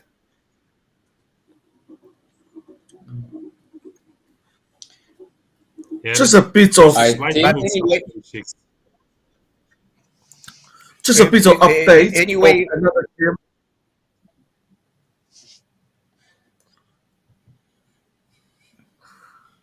Yeah. yeah, it's difficult when it's which a is the little bit update? laggy, but the only other option I see here for black, if he doesn't go h6, is what letter is that? A, B, C, D, E, E8, because he blocks the diagonal. Also, white cannot go f7, so it looks cool, but I think it's way higher risk than h6. Definitely, that's If it it was looks like the online risky for fun, way. I would go E8 every time. The e8 might look fun. It is much more riskier. I think I Yeah, would just play exactly. h6 no matter what. Then what good options has white? Can Yes, that is what only I go to thinking. h7?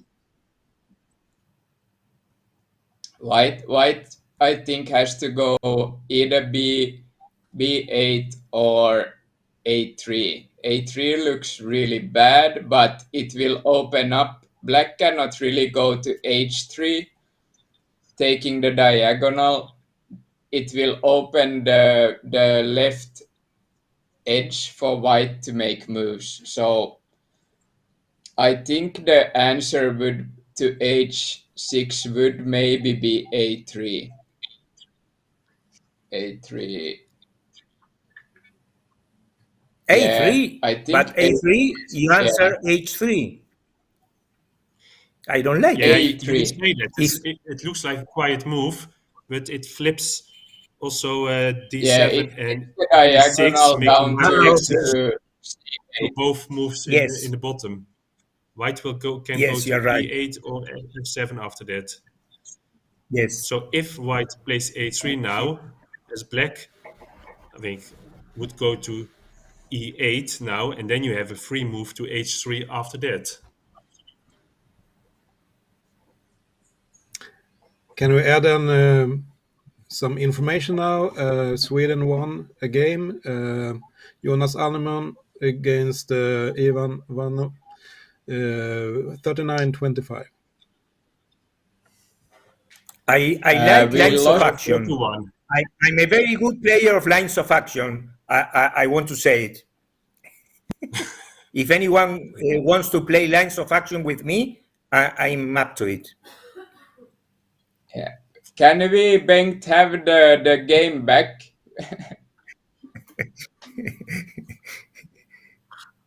We want to see Yeah. what's Marta happening. Stedt, This is exciting. Marta Stedt is a good player of lines of action too.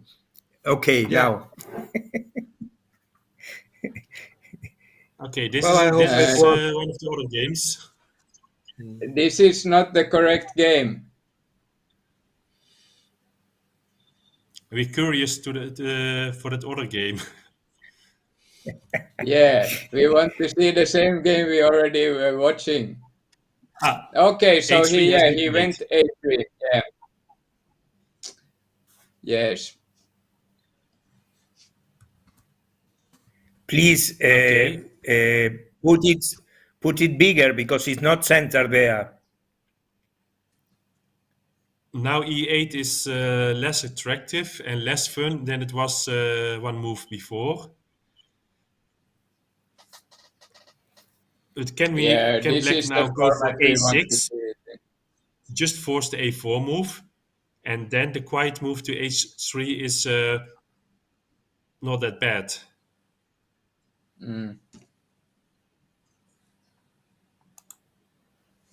because it won't open up access to e8 for white.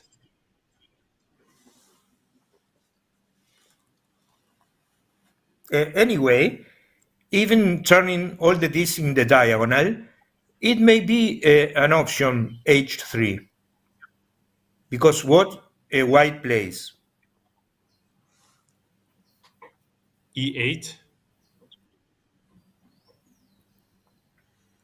Okay, so h3, e8, f7, and it's white turn. Maybe there's a parity option answering But then white g2, goes but g2 and yeah.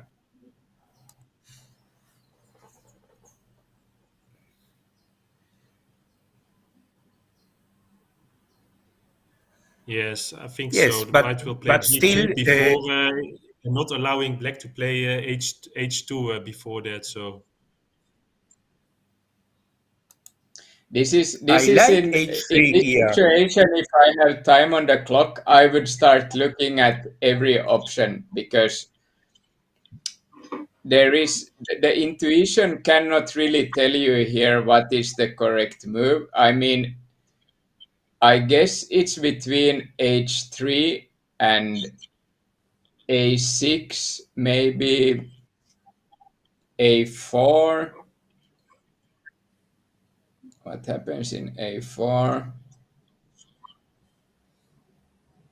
A4 is not an option, no. but not e8. I think you can discard that move quite easily now.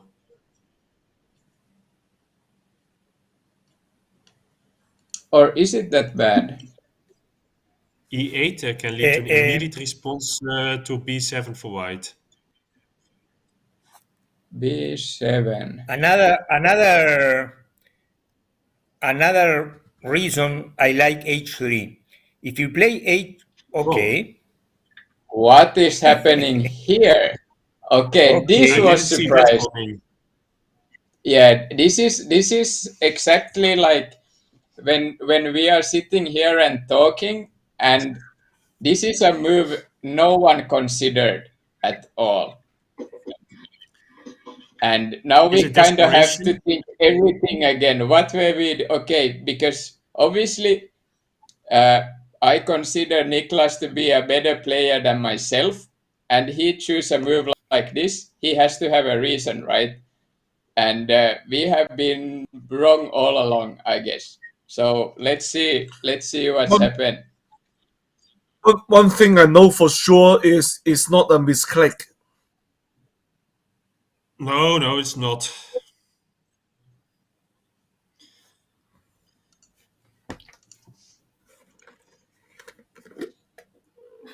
I mean, yeah, he will Oh, get oh, the, oh, oh. but It's not necessary for black to wedge.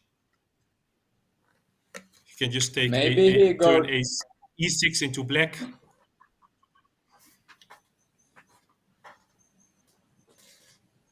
And this is so confusing. I have to say, I'm already out of it. I don't know what he's thinking. I cannot really. I mean, there has to be some line he sees that I cannot see at the moment. I'm very Play happy for you're talking, Patrick, because if you were not talking, there will be an awkward silence here. So go on talking. what about I think this is a black typical Niklas move. a6 now? That is typical Niklas move as I know him. So I think he want to play on A6 later. Or right now a6, because Yeah, black can now force getting the left edge.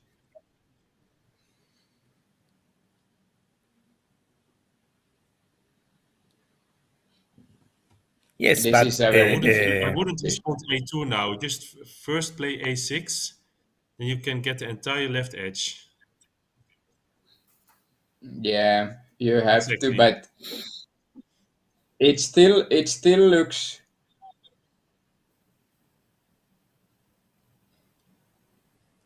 And if white chooses not to play a4 now, but f7, for example, then black can go to a2 anyway, and then a4 is kind of forced.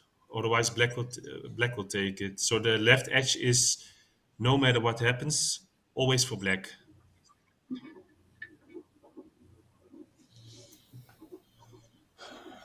Yes,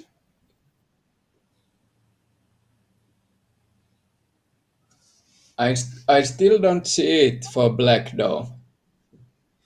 But I mean, I cannot really compare to these guys.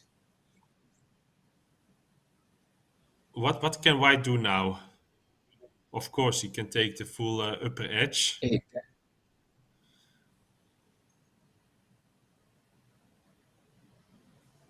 Yes,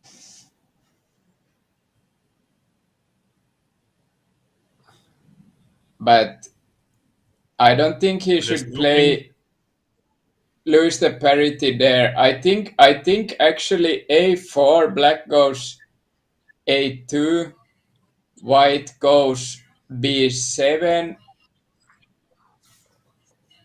black goes has to go e8, white can go b7. And then I also think the lower b8 edge is here, for black. right? b8, a8, b7. Yeah, I think that's the line. Oh, I'm surprised. I No, I just well, want to what say, do don't I forget know? that white still has h1. And Yeah, if black doesn't respond there, white can go g2, and there's a sealed region of 2, which means that white will have parity over there. So to prevent that, black has to play in that region right now, which will also cost him the right edge. Yeah. Whichever of those three moves Well, black will play now, it will cost a lot of discs. And if black doesn't play there, it will also cost a lot of I, discs. I, I think Niklas just run uh, into time issues here. I don't necessarily see.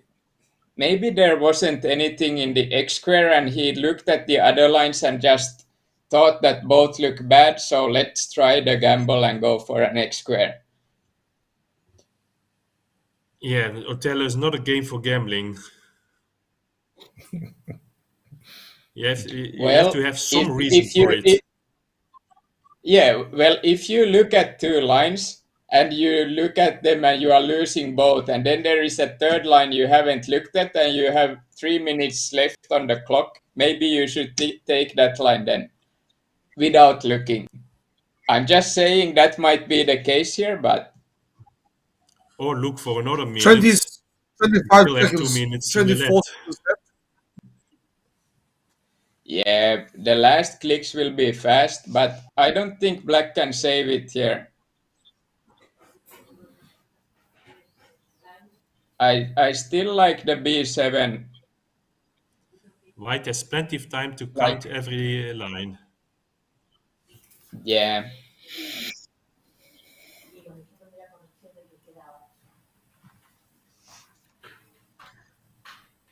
White doesn't even need to respond there, but he does. Oh, H7, a lot of disc for white can't be bad. Please take, if he now takes B7, B7 has been my favorite for a long time. Actually, Why? H7 looks pretty good now also. Yes. Well, now he takes B7. Come on, take it. Yes, finally. But I think a little too late. He's still gonna win, but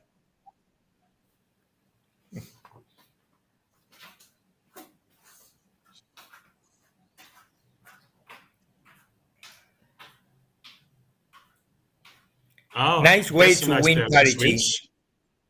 If white I wedges, don't which know he if does, it's enough, but it's a nice way to win parity. 38 discs.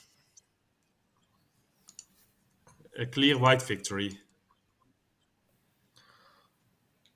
yes. But It So was a this little was bit I square, the agree. X square.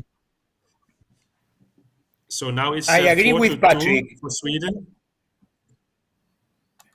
Uh, B2 was a surprise for us, and of course, we thought maybe there's something we didn't see. But it turned out that black lost, so maybe it wasn't the correct move because there were other options, and the game was tricky. Uh, of course, it was the left edge situation, but it didn't seem to be enough. Yeah, it might be that he looked at the those lines. I mean, I don't remember what move he had on the right edge, but then he also had uh yeah, it was H3, and then the other option I think was E8. And if he looked at both of them lines and thought they look very bad, maybe he just decided to gamble for the X square with 2 minutes on the clock. Who's Okay, playing now here? I mean, we are approaching the end game of another game between Alex Melnikov, who's playing white against Sweden. Who's Sweden? Matthias Anderson from Sweden, who's playing black. So, what do you guys think? I like white's position just like from this perspective. Yes, we haven't seen the board for more than 15 seconds, but it looks good for white. But Yeah. White already attacked the upper edge and can still place an attack on the left edge as well by playing b7.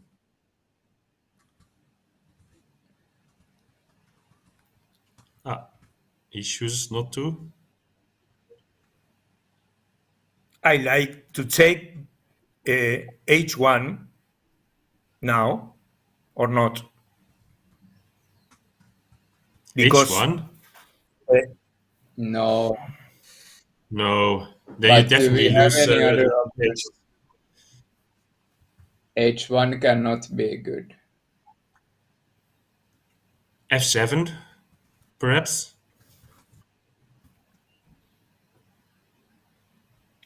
which one? F7. f7 for black now. Black can also take b8, but then it's definitely white going for f7. I think black needs to go b8. Then white It goes to f7, sucks, and black but has a nice split to g8. yeah, but if black goes f7, white goes g8, what does black do next? Then But I'm curious, why you discard so strongly H1? Of course, it's the sequence. What would be the sequence you suggest against H1?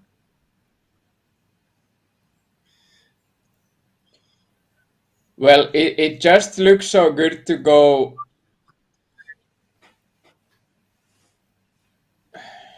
g7, no g8. Okay, but then H1, G8. yeah, and white can always save g1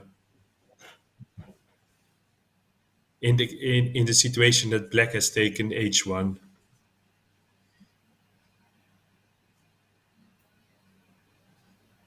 h1 is definitely not a natural move here. Ah, black takes Yeah, b8. yeah. Then we can F7. have the f7 responded by g8, which also flips b3, and white has a nice move to b7. Yeah, I don't think that's Or gonna black, happen or though. black can try to save g8 and instead go for something like h6. But that's only a move of trying to stay alive for a few moves more. H5, I think it would be H1 followed by H5, but to try to protect the diagonal, but it looks a little bit outlandish to actually work. However, the Russian player playing white is running a little bit low on time. 1 minute 30 left on the clock.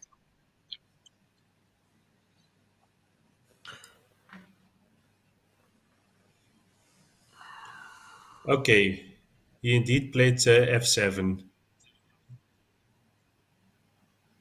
Yeah, he went H5. because black wanted to save g8 and trying to play it later without flipping the disc on b3. It's more the issue that white cannot get to lower left corner as long as there is not a black disc on the 7 row. So black Yeah, now has parity in the other regions.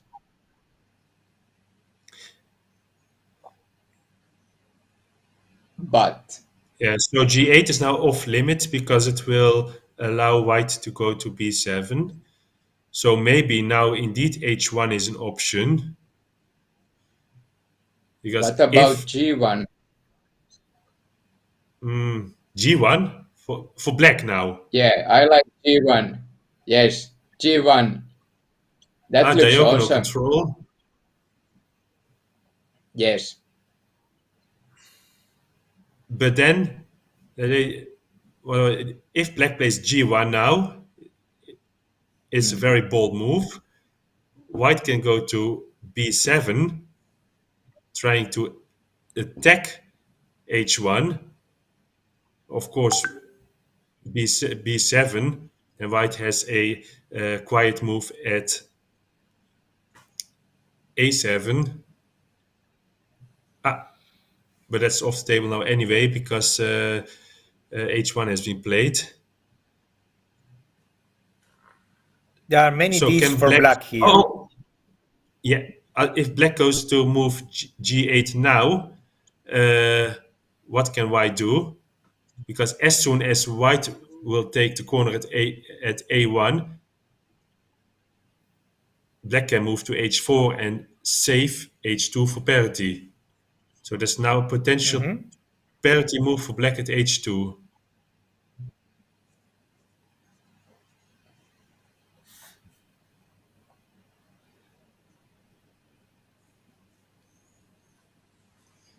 I don't see it.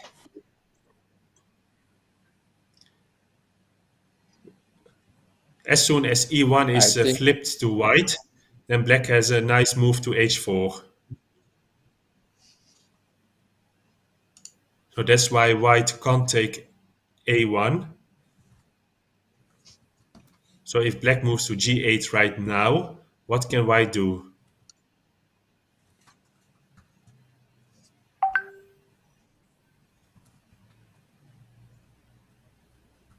White could answer B7.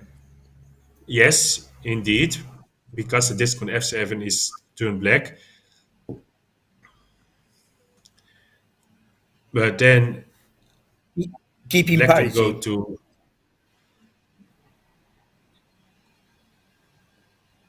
then black might go to G7. So just in order to claim parity at the end, or maybe to B2. Just give that away, all for the parity in the northeast region. maybe black's Sorry, G1 would have been the winning move. I don't know. I kind of like Roel, white's sorry. position. Yeah. We were saying if black plays G8, white plays B7, you are suggesting B2? What did you say? Black G8 Yeah, with the idea of winning parity, no? That you mentioned. To avoid that, white answer B7. And then you said, I didn't yeah, understand. yeah. After I that, what said did you say? B2 might be very tricky. As first I said, G8, B7, G7. That's trying to get parity in the end. Because at G7 you can sacrifice a I don't think. H8. I mean, you have a lot of discs as black in No, it the. doesn't work. I don't think. I don't think that's an option. And maybe But something he very might bold try. as B2. Ah, I think now the parity is there. Now black can go to Yes. B2. Otherwise, white will play it.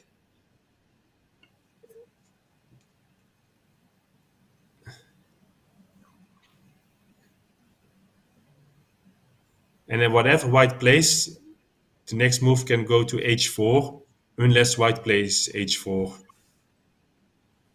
Well, if white plays H4, then black answer H6.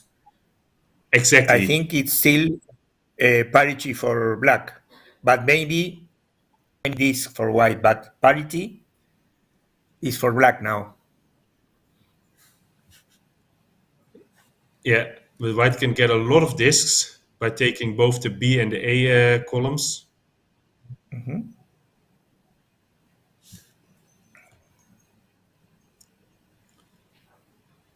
But at least H2 is now a parity move for black. Yes. Unless white tricks some parity It doesn't in any look other like region. enough. I don't. White needs to go B7 here. Just to grab those discs. In the end, it's all about discount. Yeah, we are with this much little time on the clock and this few moves left. Just take the discs. He didn't. He might be one step ahead of me, though. Black can play B7 just to protect those discs. Yes, I like it. B7. But then No, white I don't has like B7. double move. Then white has to Now I move to want A7 and I E8. want H6. Yeah, I would That's play an H6 interesting myself sequence. too. If black play B7 to save the disk of the column B, and white answer A7, Yes, then black can parity is back answer, for white. yes, but black answer H2, gaining the whole diagonal for black. Well, let's enjoy the last 10 seconds of this game. Oops.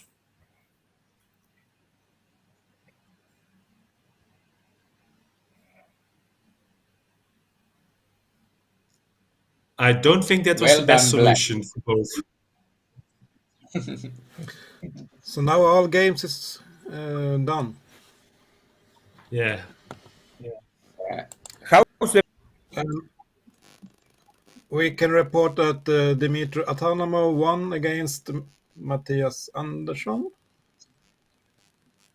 No, Jonas Alneman. Sorry.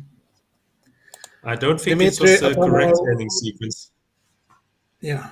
Dimitri Atanamo won 33-31 against Oskar Eklund. So it's 2-2 I'm going in to this. ask something. I'm going to ask something that may sound very full to a Swedish, but Matthias Andersson has anything to do with Goran Andersson? How many Anderssons No. are in Sweden? We have 6 Half the country is Anderson. It's the most common name in Sweden. Yes, I can imagine. But just asking. Because After maybe two rounds, many people know. After 2 rounds, Sweden has 10 points against Russia 6 points. So Sweden is leading at the moment, but we still got 2 more rounds to go. And well, there's a lot of good matches, in the first 2 rounds. And I'd like to thank Patrik Hirvonen from Finland and Daniel Olivares from Argentina. Thank you. Yeah, we Thank you for inviting me. played me and Daniel, we played in the first match, right? Or Finland played against Argentina and Daniel beat me. If I remember Yes. correctly. Yes. He destroyed me. But it's not gonna happen again though. That was Okay. that was Well, that was from that match, what I remember is the fantastic T-shirt of Jan Peponen. I won that T-shirt. It was an Othello T-shirt, very nice design. I wanted to exchange T-shirts like in soccer games, but I couldn't. Okay, so thank you guys. I hope you enjoy the rest of the day staying with us. And now we welcome David Hand. Thank you. Thank you. Bye-bye. Bye-bye. Bye. Bye. Bye.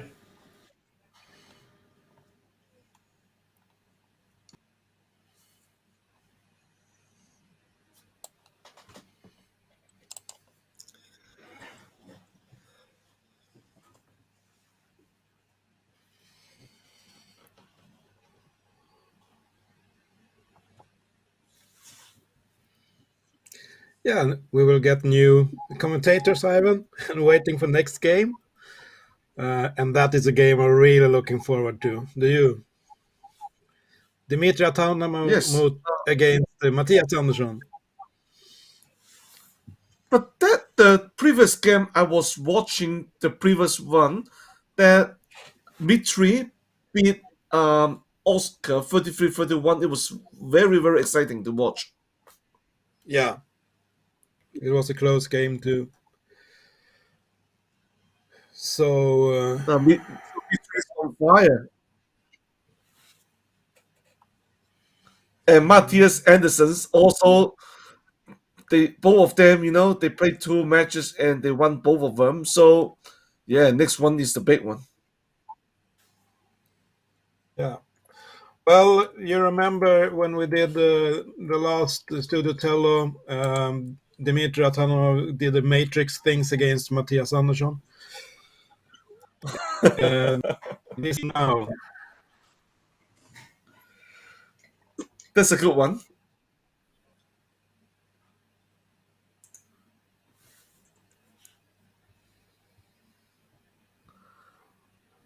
Seems like David got some technical problem. Yeah, but Kim should be inside soon. So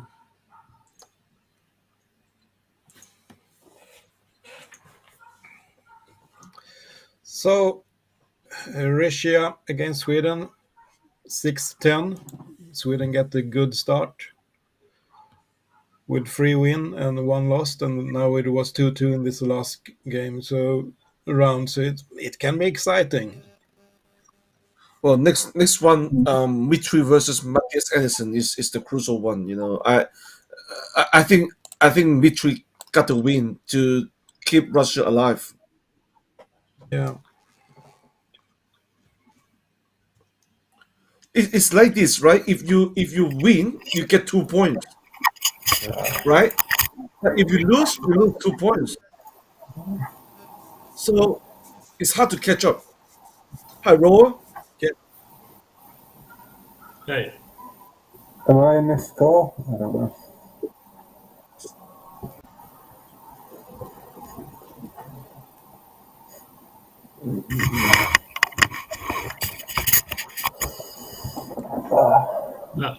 welcome, David. Hi, nice to be here. Good, David. Welcome. Thank you.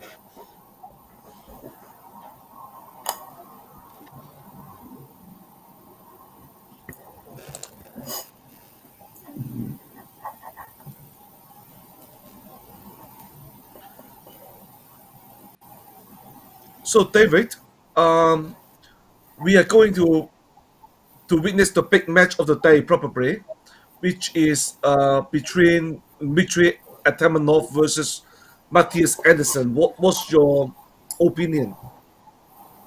It will be very close, I think. Dimitri famously plays better when he's drinking, so I don't know if you've been watching his webcam at all. I don't know if we've got any insight into that. But in any So, case, David, yeah. we are going to witness the big match of the day, which is between Dmitry Atamanov versus Matthias Anderson. What's your opinion? Someone on YouTube on. Very close, I think. Dimitri famously plays better when he's drinking, so I don't know if you've been watching his webcam at all. I don't know if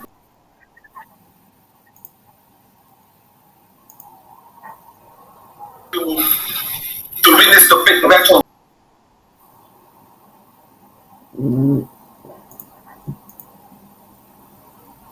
I don't know what's going on with my sound. I'm hearing everything like a minute later.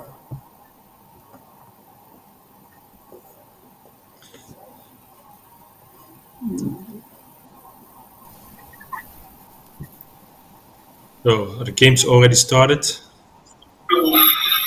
witness the big match of Someone have their YouTube on in same time. Please I don't know, turn but the YouTube link off. Yeah, it was me. I have turned it off now. Yeah, thank you. So we have Kim Freiburghaus and David Hand and Roel Hobo as commentators. And the game will Hi start in all. 1.5 minutes. Welcome, Kim. Thank you, Ivan. However, the quality of my feed is very poor. It's very pixelated. I don't know what's going on. It will be Yeah, better when the mine. game And starts. Okay, good. Good. David, your voice a Uh, bit muffy. I don't know why. yeah, I'm not sure what's going on. My sound's a bit off. Can you hear me now? Okay.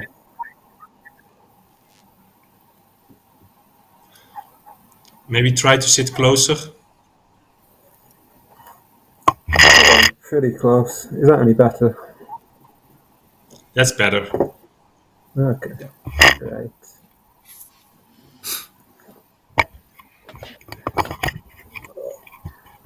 Well, I'm looking forward to this game against Dimitri and Matthias, and especially thanks to Dimitri's great matrix attack Yeah, that from was the fun. last two.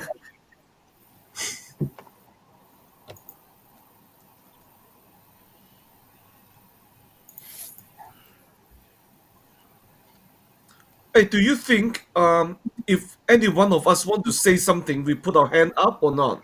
Because it keeps overlapping. Yeah, we must remember it's some lag, so we can wait some seconds. So yeah, now we start, and we will see I think Sweden that might against be easier, yes, Ivan, if we do it like this. If we keep overlapping. the first one, Andreas.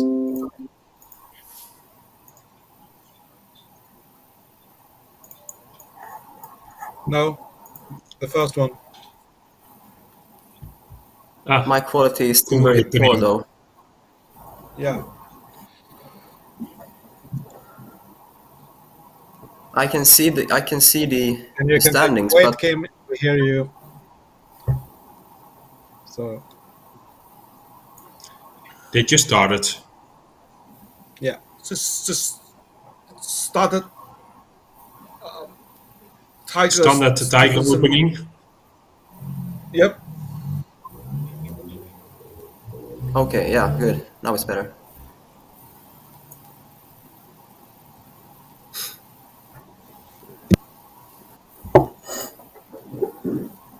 Okay, the B3 move was less standard than the B5 was the most played move.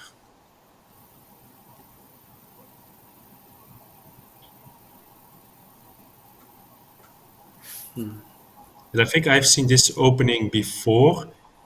I think white now has go to E7. Yeah, I seem to recognize this, and I would say the same here. Yeah, seems sensible.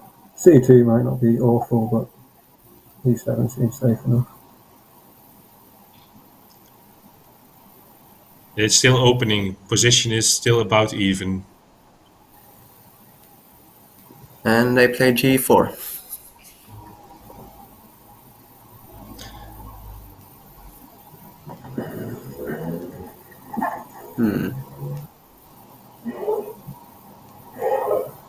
Apparently, black knew that response, so black is still in book.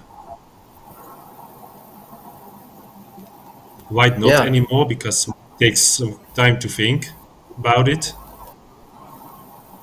Otherwise, he would have played F2 immediately. There's a few good options. Maybe G5 as well, or even C2 now. C2. I don't know. Terrible. C2 is nice.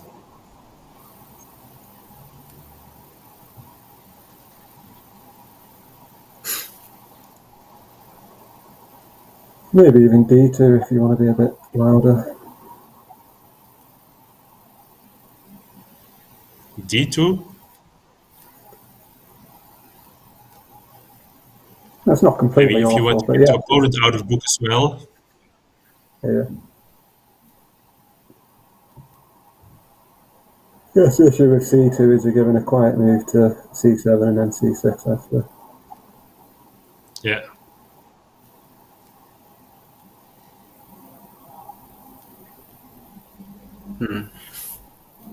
Dimitri tends to have very good books, so I always try and get him out of book quite quickly because he usually beats me if I stay in book.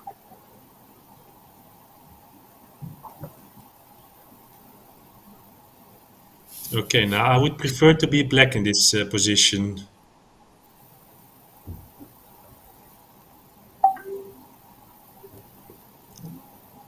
Doesn't seem like there's Yeah, a he won. I decent was going to say response he to won, it. not bad.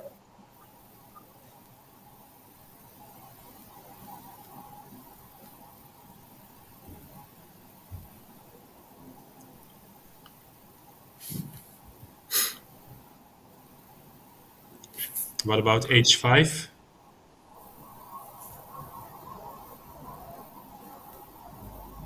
Probably, yeah. Yeah, we Oh, H. seem reasonable. Oh, okay. Although H5, white can just go F2.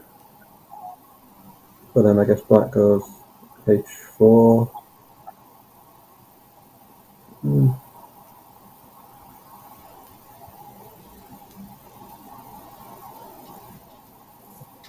Yeah.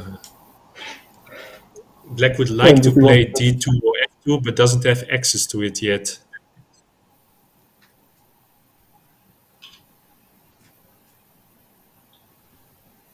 I'm guessing white's going to play F2, but he could delay it and play H4 first and then do.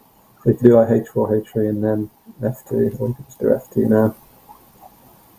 Although after F2, H4, obviously black has access to D2, so I don't know if white would then want to play it there.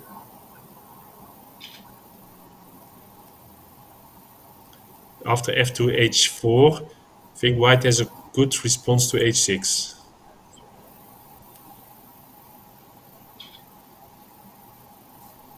Potentially, yeah.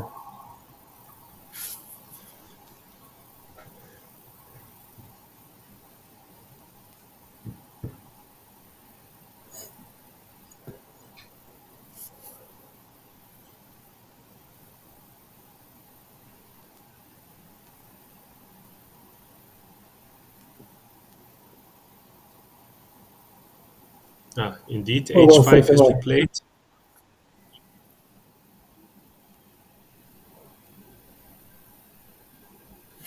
you could even play something like D2 now, couldn't you?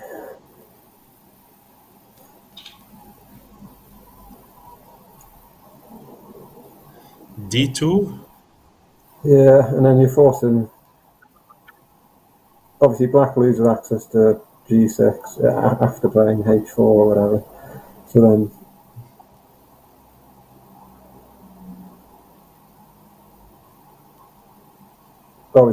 obviously G2 still gives C7, which is quite nice.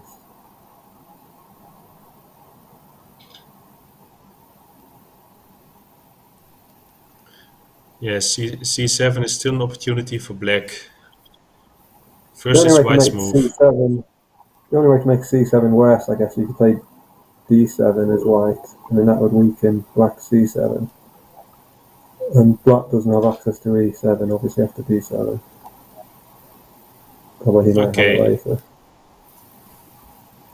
Yes, d7 makes indeed c7 not attractive anymore.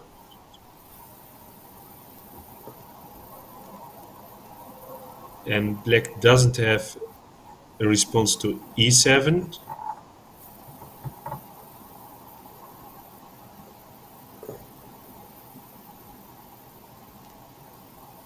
So d7 sounds okay.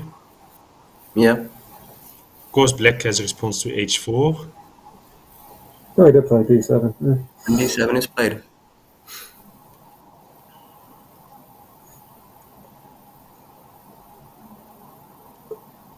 I mean, if black played like G6 now, it's a bit loud, but it gives him access to both D2 and D7. Yeah, Whereas, g6 is a bit loud alternatively, now. yeah, I mean, he can just play H4, which gives him access to D2. Well, obviously, if white can delay it by playing H6 straight after.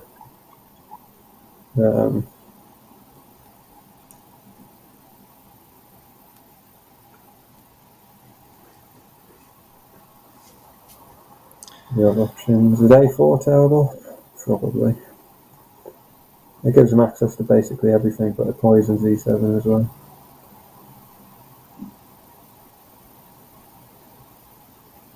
So if he did a4, he could then try and edge creep down the right-hand side with h5. Yeah. A4 But gets yeah, access I think to d2, f2, yeah, f2 is probably too a6. good a response. So yeah, But yeah, isn't I don't like a4 h5. followed up by d2, and F2. then white can go to b5 later? Yeah, I was just speculating. Really, I don't think it's the best move a4. It gives you access to a lot of places, but it poisons It basically does. It everything on the. does. Yeah, I'd probably stick with H h4 here. I reckon maybe. h4 may lead to a g6 response.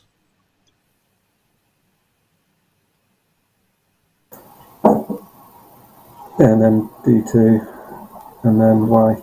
Yeah, it's not great either. So then white gets in. We got h4, g6, d2, f2.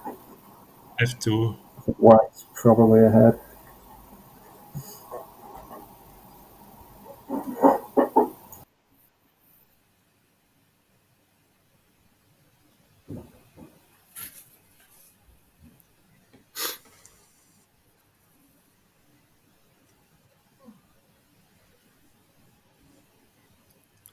At least I'm curious what Black's now going to play.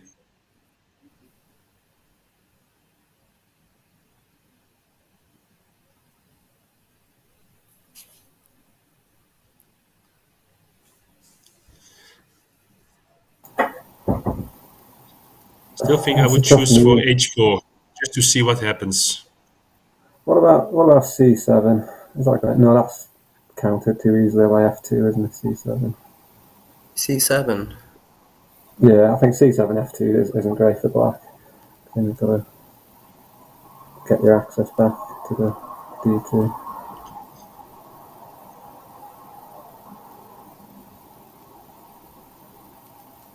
c7, f2, d8.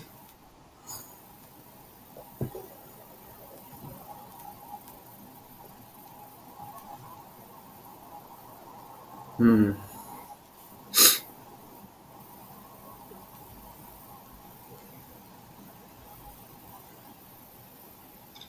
still sort of tempted by g6, like I said originally. I know you're not big fans, but I don't okay, like it's not bad. c7. H4 is taken. That was a sensible, obvious move. g6 for white. Yeah, it's got to be g. Well, like you said, he could Just try to take away h6, Black's but access to it. h6 for white and then followed by g6 for black. Black gets his access back, and obviously white. Um, yeah, I think g6 is a safer move. White's not really that worried about black going to g2, because obviously they've got f2.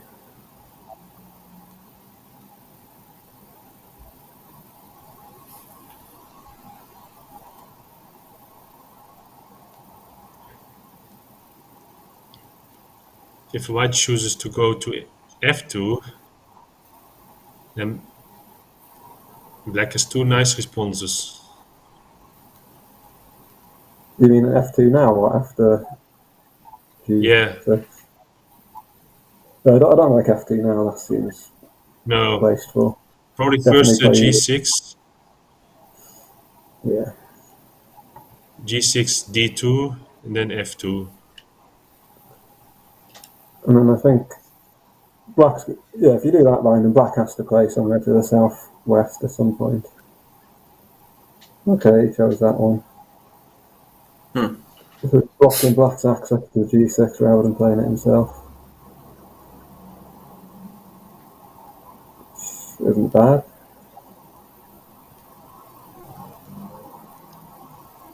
What about a4 now? Black gets access to Yeah, it both seems f2 and reasonable. g6 and to A4 c2. still. It's still loud. I'm still not sure about A4 because it poisons literally every move in the south. It poisons your D7. What about D1 then? D1, C1, and then C2. Oh, Okay, he he's goes gone for A4. it. Maybe Yeah. that's more sensible. It gives him. So I'm assuming that white now goes to G6 to block black's access there. But then black obviously has the quiet move at F2. Yeah. Or to C2. Yeah, I mean white can play F2 himself now if he doesn't want black to get access, and then let black play G6. But I think that's. Oh yeah, he's done that. He still has a nice move at obviously B5. Yeah, white is playing F2 because otherwise it would be too good for black to play.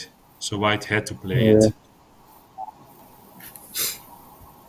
Now I assume black has to play G6. I don't see how you can skip it.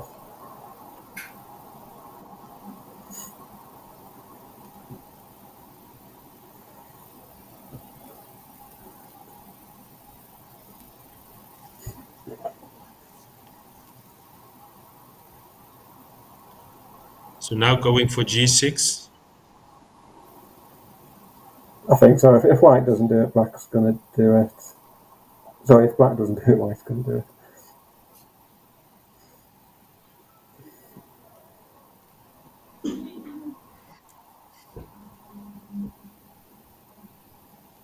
Yeah, I can't see anything other than G6 in there.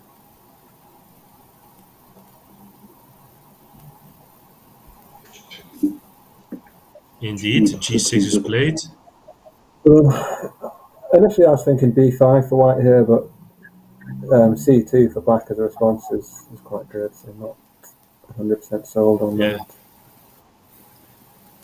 But whether or White not could play B5 F. is played, C2 is still a good response for black. Yeah. I mean, white could always play F7 here, but no, he's gone for that.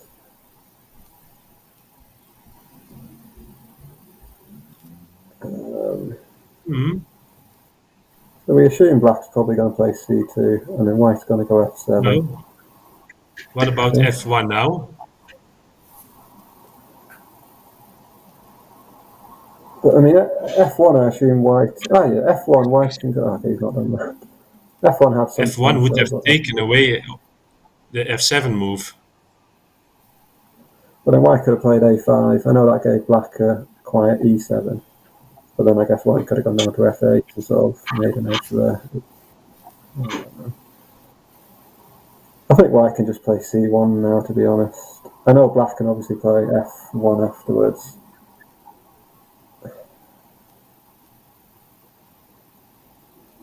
Yeah, maybe C1's not great. Maybe F7 is slightly better. E7 has become much more attractive now A5 is played. Yeah, that was a worry about A5. This position looks much better for black than for white. I favoured white a few moves ago, but I think maybe black's looking a bit better. So you think just E7 now, or would you rather play to the top?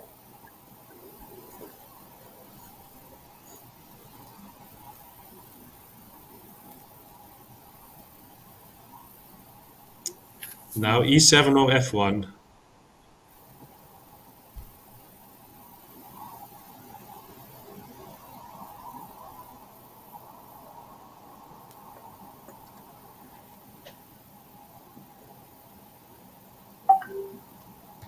I think probably E7 first. Maybe slightly better. F1 has some problems.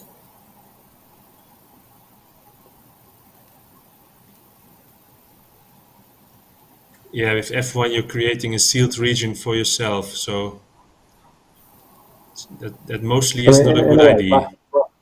black doesn't care as much about creating sealed regions because it's not like they're going to lose parity for it. as much as white will, but you're definitely limiting your options, I think, with f1 maybe.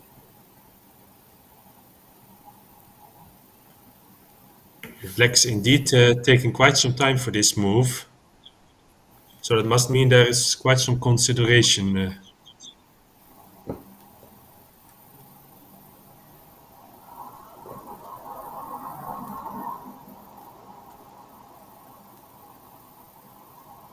Yeah, he's gone for that. I guess, like we said, the sealed region isn't a massive issue just now, and it does we have block of access to f7.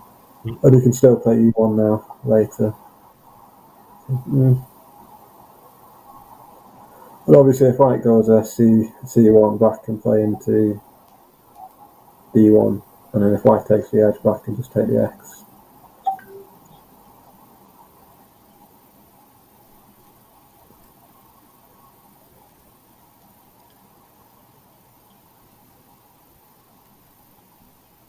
What can black do if white takes c1 now? Take c1. Black can just play d1, can't he, straight after?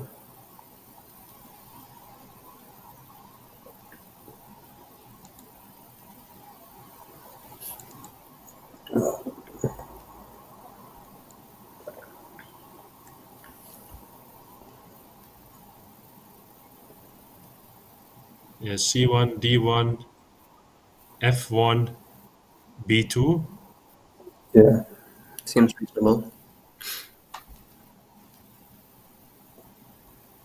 This seems strong for white.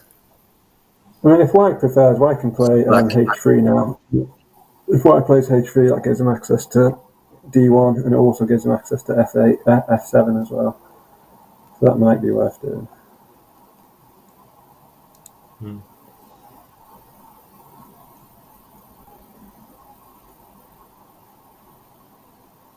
Yeah, I think I'd go. I know he's gone for that side.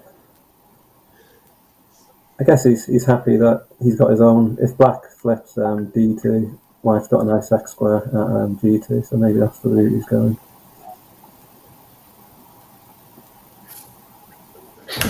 Okay. Oh, sorry. Ben, are we showing that now? Experts, sorry to interrupt. There's another game as in split screen between Jonas Alderman versus Christian. Would like to have your quick thoughts about the situation at the moment, if you can. Who is who? I cannot see the names. Okay. Jonas Alderman is white. Christian black. Okay. And is black to move? I mean, black. You'd feel black has to do h8 right now because everything else is just instant death. Yeah.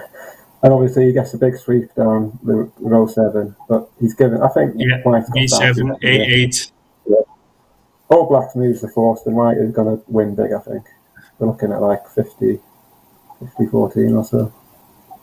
Well, maybe not quite 50, but mid 40s. Yeah, basically this was the only solution. There were no other moves for black.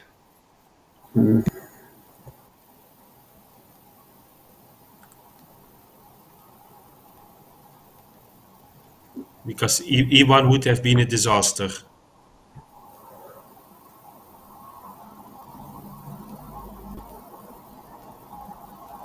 Yeah, I think pretty much anything white does is a win here, I think. C2, maybe even E1, they're all look fine. I think this is game over. It is.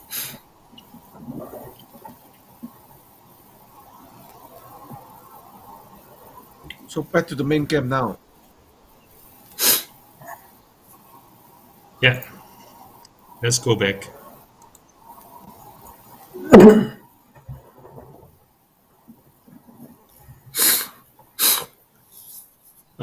Nothing happened. White's thinking quite a lot.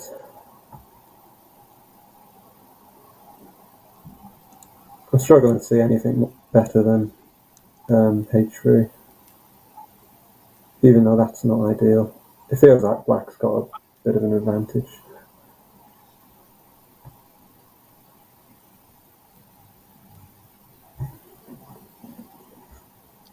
black can just take d1 now.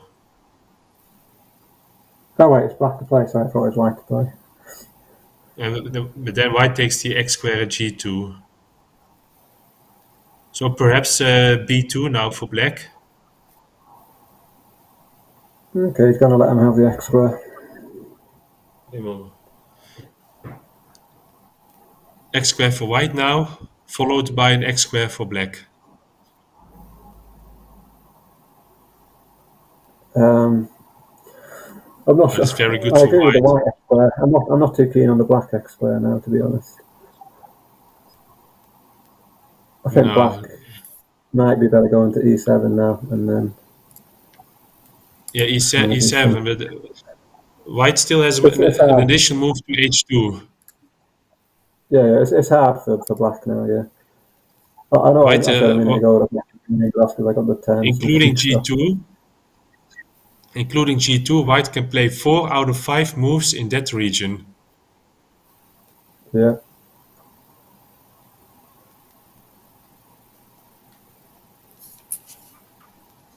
He just has to keep the access to H3 open. Yeah. There's no way black can take that away. I mean, you can go sort of C8 now, but white can just go F7 and get it back easily.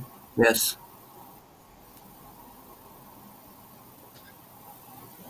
The only way that black can prevent of white playing an additional 2 moves in that corner is by playing H3 himself now. But that's also surrendering both edges.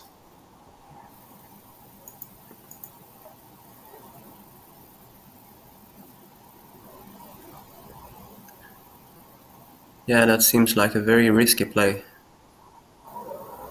He could go if he ignores the top right for now and plays like I just think if he plays B6 maybe.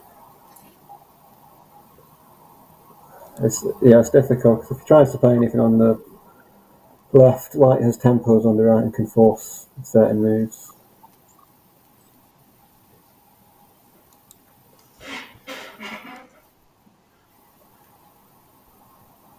Sorry to interrupt. That game between Alderman and Christian just finished. Jonas Alderman beat Christian 33-31. So Oh, Sweden wow, okay, That's just won close. another match. My That's very estimation of close. 15-14 was slightly off. Is that the game we were just looking at? Yeah. But that game ended in quite big numbers, didn't it? It seemed like it. 33-31. That's interesting. Yeah. If it was that game, it looked like it was. It would be a large victory. Indeed. I think he probably had a bigger win than he took, but it doesn't matter. He got the win. That's all that counts. Indeed, a win is a win. Yeah, true. No discs are counted in this. It doesn't matter. Here.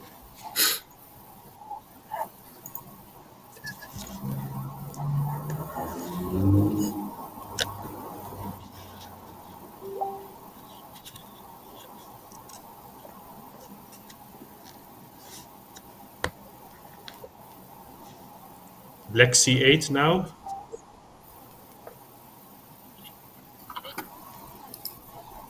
Followed by white F7, and then what? Followed by F8 black. And then white H3.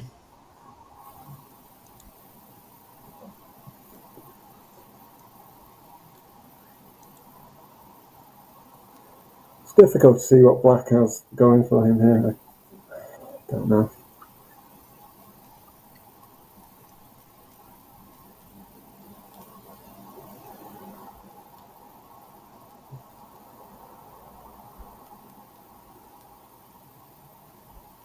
Yeah, at least we can say that the game has turned into white's favor now. So after the opening, it looked like black had an advantage.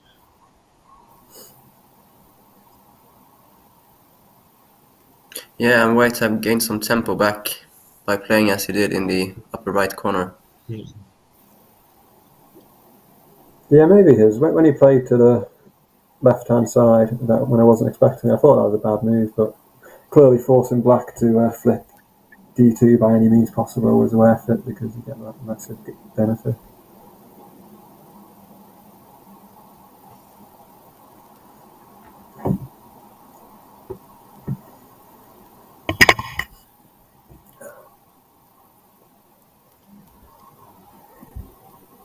Yeah, maybe it's indeed the A3 move that made Black worry.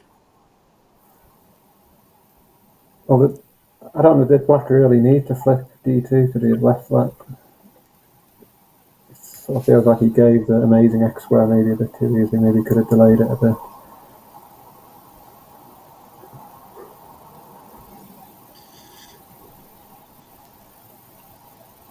But Dimitri is taking his time now for this move. So yeah, all the moves look bad, but what's the least bad? Could be C8. Maybe C5. C5, obviously White can't access B6. You could do C5, C7, D8. But then, yeah, White's got not a nice response still. It's not great.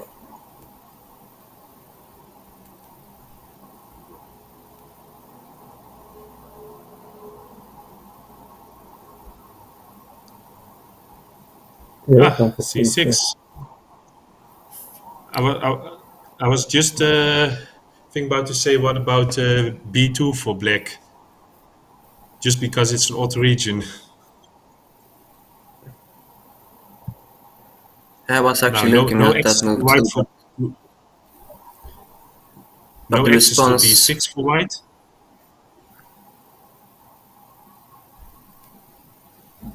I assume White plays C7 here, and then if Black goes D8, then yeah, that's not. Like I was saying, maybe C6 was the least bad out of everything.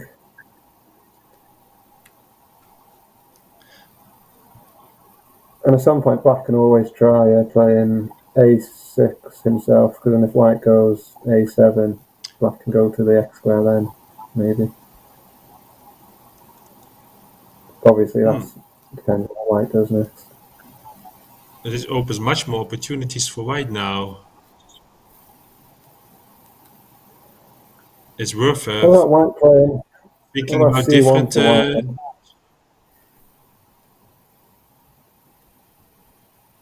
C1 looks reasonable. H6 looks C, reasonable. C1's nice because obviously if Black goes to H1, then White still gets the wedge, and still Black doesn't have access to G1.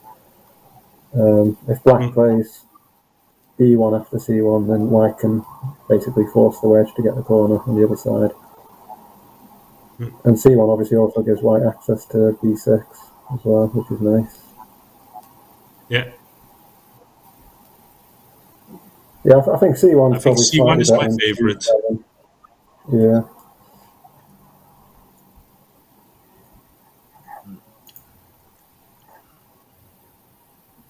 H6 is worth considering, but I don't think that would be the best option.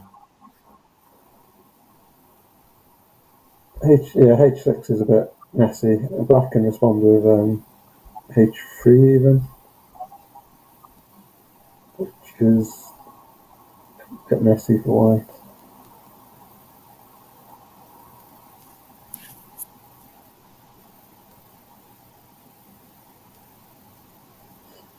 Yeah, but H6, H3 is not is not that bad for Black. Yeah. Because even though for White, I mean, even though White doesn't have immediate access to H1 corner, Yeah, I imagine White's and probably I still don't get ahead, it. but I think C1's probably slightly easier at the moment. Oh, we've gone for that move for some reason. I'm not sure why exactly. I think he wants Feels to like Black had ensure the... white disc on the diagonal.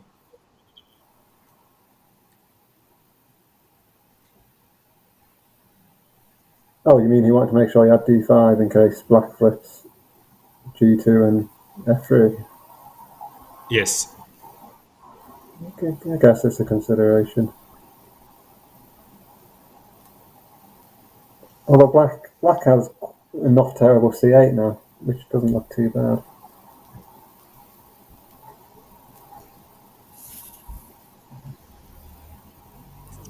Which he does.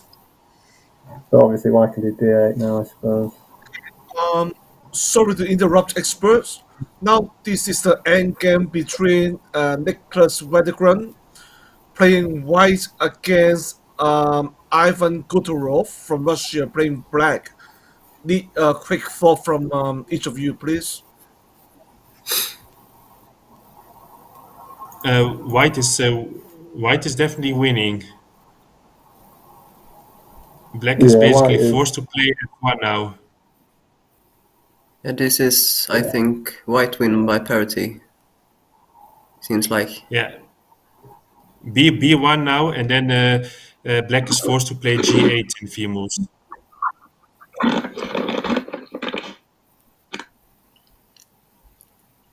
Yeah, it's a straightforward win.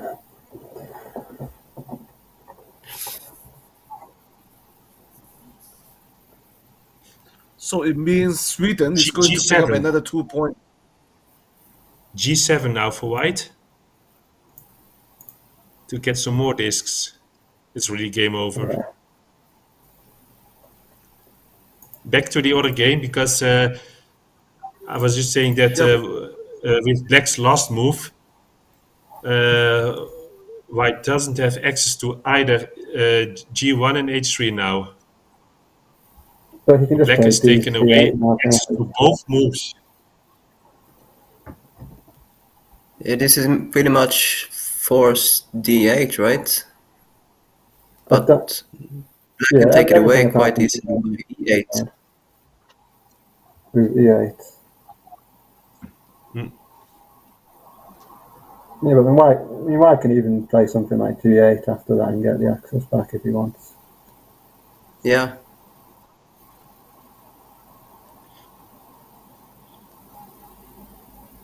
But yeah, for this move now, I don't see any option other than d8. And if he really wanted, he could play h6, but doesn't do much here. E8 takes away access to H3, Yeah. but it opens up G8 response for white. What do you think about a6 now?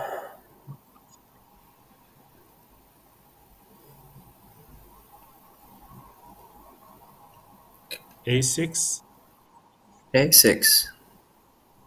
A6 followed by A7. And then the x square. And then b2. Yeah. I mean, it's still not great because White still has a tempo on the right hand side that they can use whenever they need to.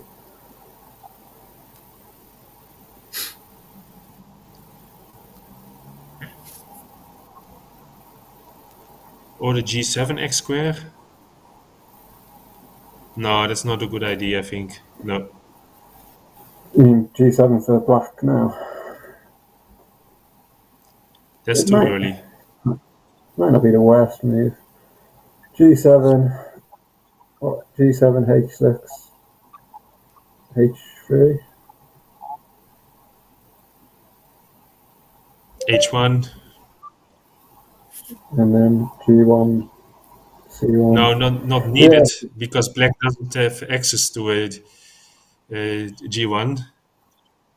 No, white doesn't have access, so black doesn't need to play. Black doesn't need to play G1 because after white H1, white doesn't have access to G1.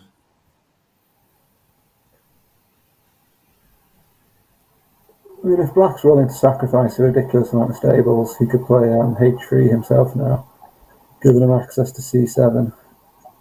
Obviously, he's going to give away a massive chunk of discs.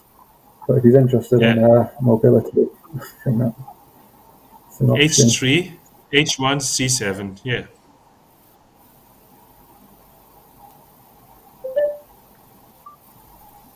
And in that case, there's also no access to G1 for white. Or at least not yet.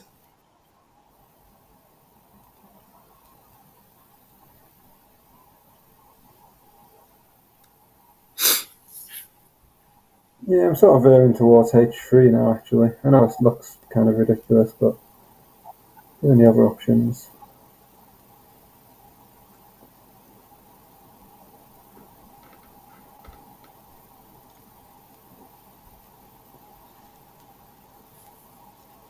But H3, then Black F8, and then White E8, and then Black C7, and then White's move, and that's, I think, quite bad.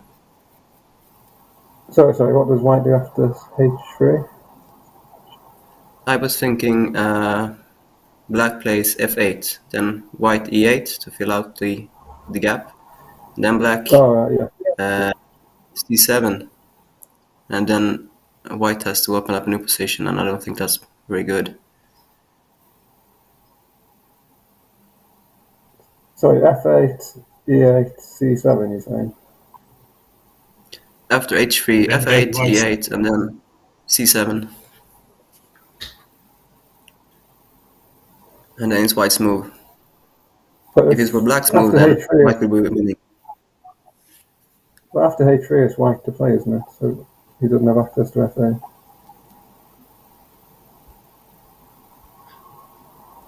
Yeah, true. But then what's played before H3? Nothing. I thought we were saying H3 right now. Or are we meaning it later on?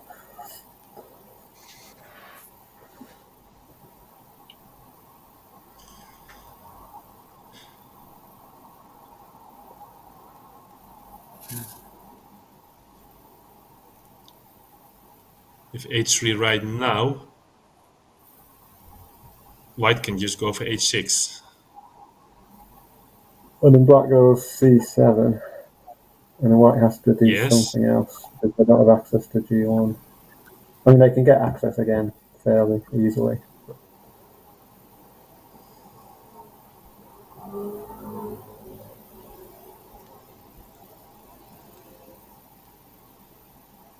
He's gone for the safe move. E8, like my initial thought. The easiest move. Well, I guess the thinking here is that obviously he's denied White access to H3, so if White doesn't get access back, he can go H1 and get H3 as well. Yeah.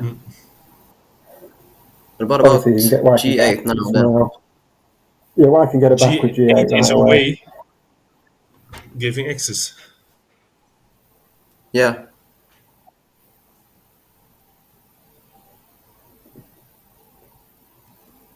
At least White has to ensure access to H3 right now, which he does.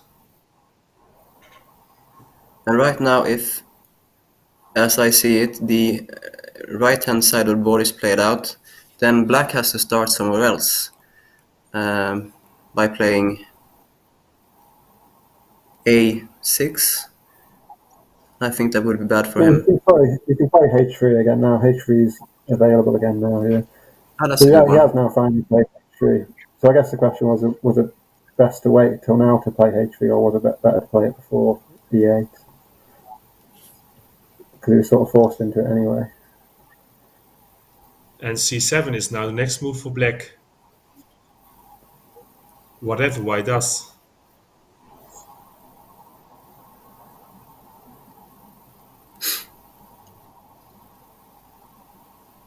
And White doesn't have access to G1. Not yet. Not yet. The white will try to claim it with b6 later on. Yes.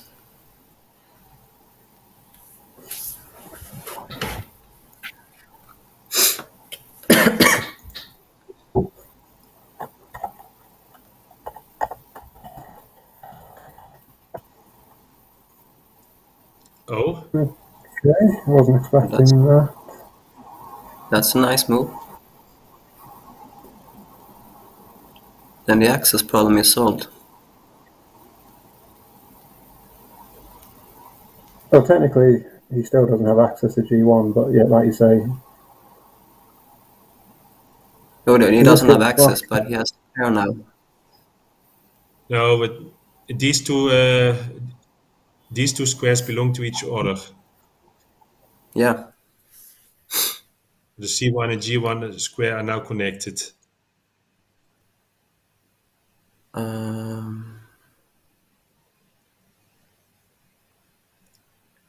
Just take the corner.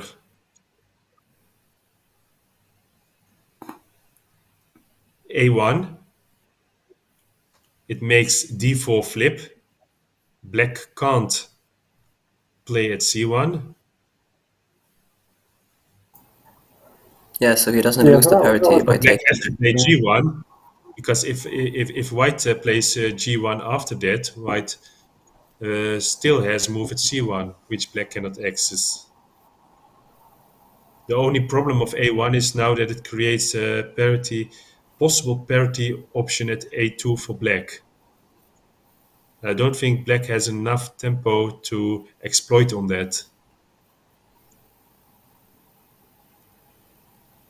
H6 is played. Yeah. Hmm. f8 to yeah, it seems ensure access fine. to a2. As long as White has access to A1, there's no way Black can get parity because White can just play A1 whenever he needs to, and he's got parity, and he's got access to. Sorry, A1 gives White access to D1, obviously, Hmm.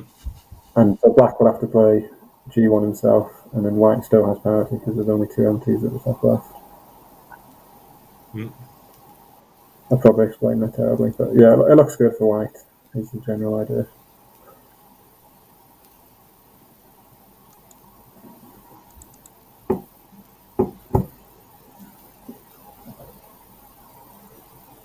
Hmm.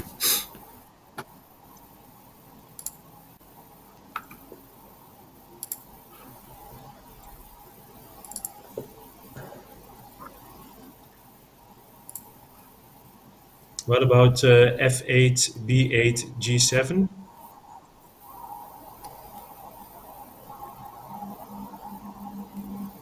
F8. Then White just plays A1, I guess, and Black plays G1, and then White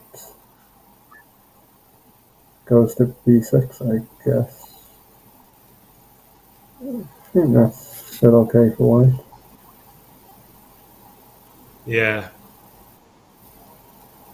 Okay, so now it looks like It keeps a parity, so white it would be move. working. It does, yeah. Maybe the best Black can do is just play G1 himself now, and then that would. He still can't get parity though, even if he forces White to play A1. It's not really.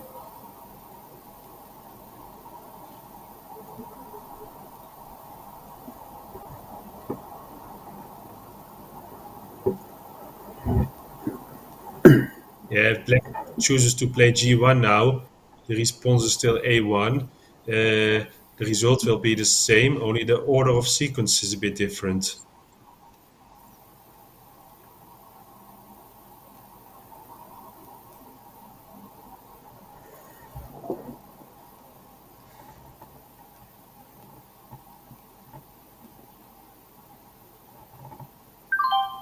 Yeah, he's got the G1 straight away.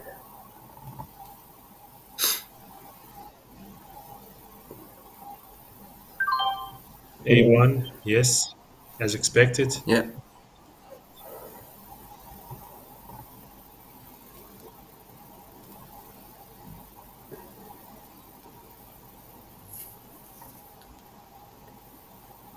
It's difficult because he's giving white 2 corners already. He really can't do anything with any diagonals, so he's sort of limited. Oh, okay, so I see what he's trying to do. So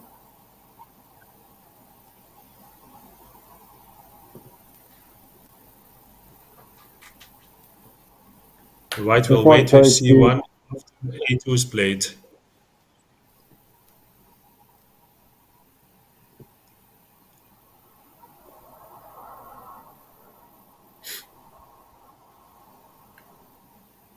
So b6 for now. I think, yeah, so C1 obviously actually gets black parity, doesn't it? Because C1, F8, B8, G7 is black parity. So we've got to play B6, I think.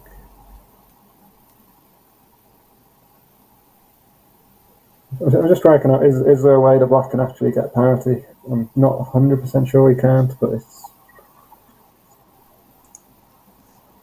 difficult. If he can at some point, if he goes F8 and then white goes B8, if he can somehow keep that A7 row black, then he might end up getting a swindle at the bottom right at the end with H8 and H7. But I don't see exactly how he can do that. I mean, it's difficult. After f8, b8, black is only options Yeah, for either b7 doing or F8 g7. right now. Doing F8 right now, I don't think works. But if white plays B6 now, and then black does F8, he can at least force white to give him the left edge. But I think he still loses.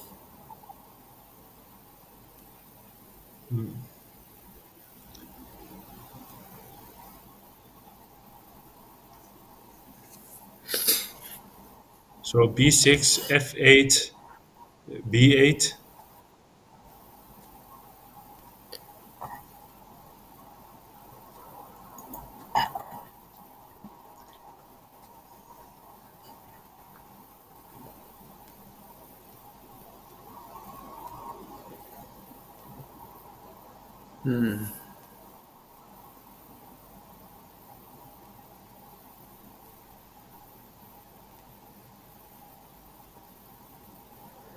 What do we think about F8 for white now, if he wants to just ensure parity?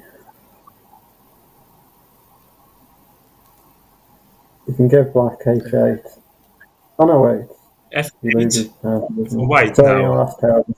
Yeah, ignore that. That's not a good move. That's a more trouble move. It opens b6 for black.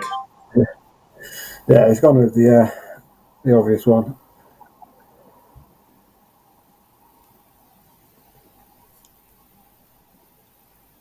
So yeah, now like I was saying, black can force white to give him the left edge with F8 because F8, B8, G7. Then again, white can play C1, can't he? Instead of Yeah.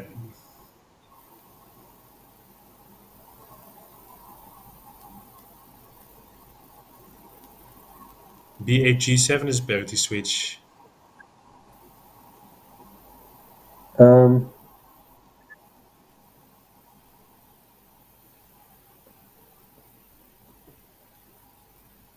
No, no, I don't think not a so. switch, but it only gives the 2 last moves in the lower left corner at the price too high.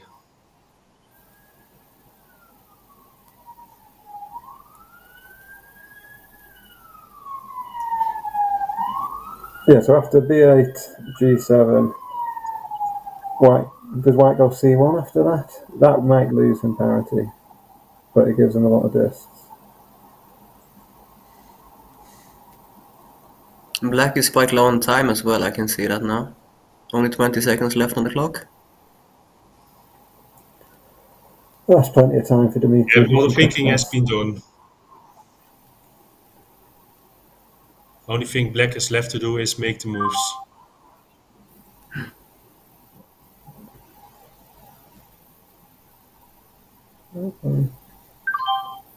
Yeah, so white's got to do C1, yeah.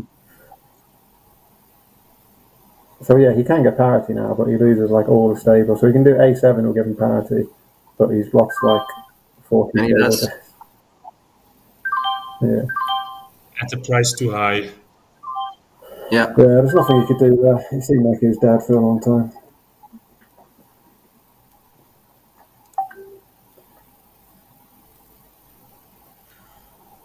So the two big guns match just finished. Matthias Anderson beat Dmitry Atamanov.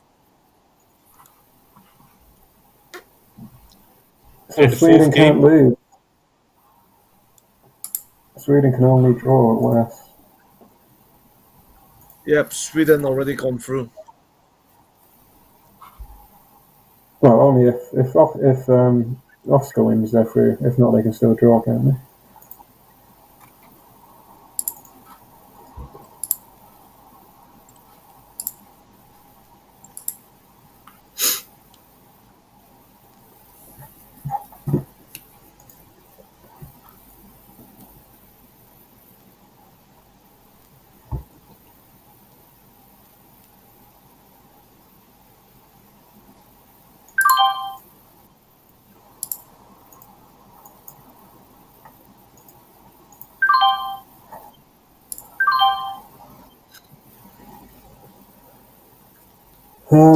And now it's the Oscar Get a against lot of Melnikov.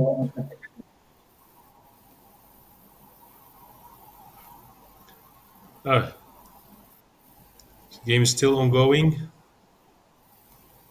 I think Black can win with a H2 because White then has to play G2 and Black can get quite a lot of stable discs.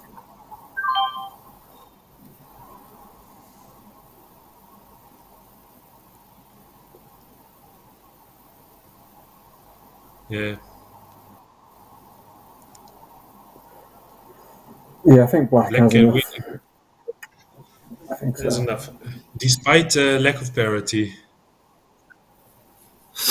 So if White plays A8, Black goes to H2, and then White has to give him the whole of the G column. And he Yeah, but gets to flip all the way down to that diagonal as well. White can play something else in A8, Um, B8.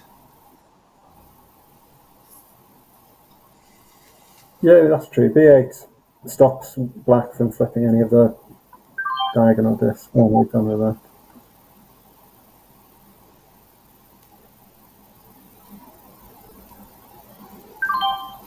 Yeah, I think this is enough for Black. So yeah, if White goes G2, then Black can go G1 straight away, and then after White takes the corner, Black just goes into B8, I guess. Oh no, wait, that's Anyway, sufficient for Black.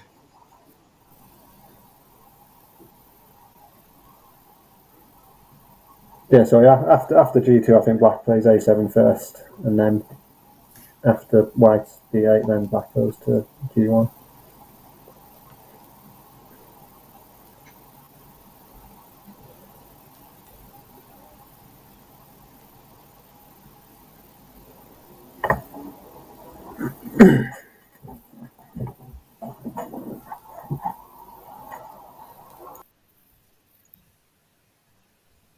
Yeah, Black has an obvious response to both moves of White right now.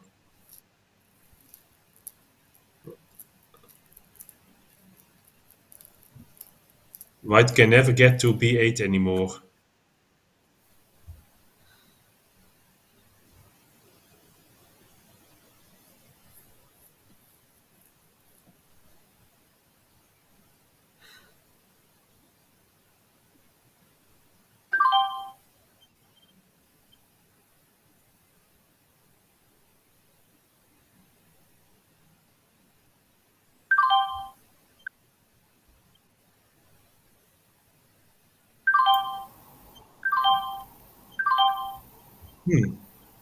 I think Black played that wrong. I think he had a draw at least there. I think he played the bottom left there, maybe. I thought black should have taken G1 immediately after G2. I believe if he played Yeah, A7, I think it was at least like 32 or 33. Oh, well, Sweden win, that means, I guess. Yeah, the match is over. It's a Swedish win. So fourth round is not played anymore. Congratulations, Bengt. congratulations to Sweden, but we still got one more round to go. Hopefully, Russia can, win some matches, win some games.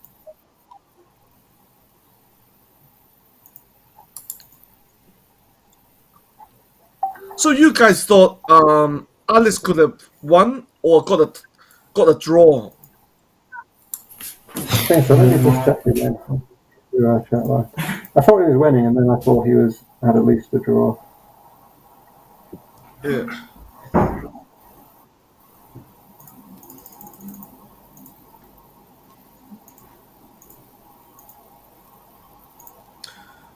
So after 3 rounds, you can see Sweden is leading 18-6. Matthias Andersen, 3 out of 3. Nicholas doing well. He won 2 out of 3. Same as Oscar Eklund. For Russian team, Dmitry Atamanov doing the best. He won 2 out of 3.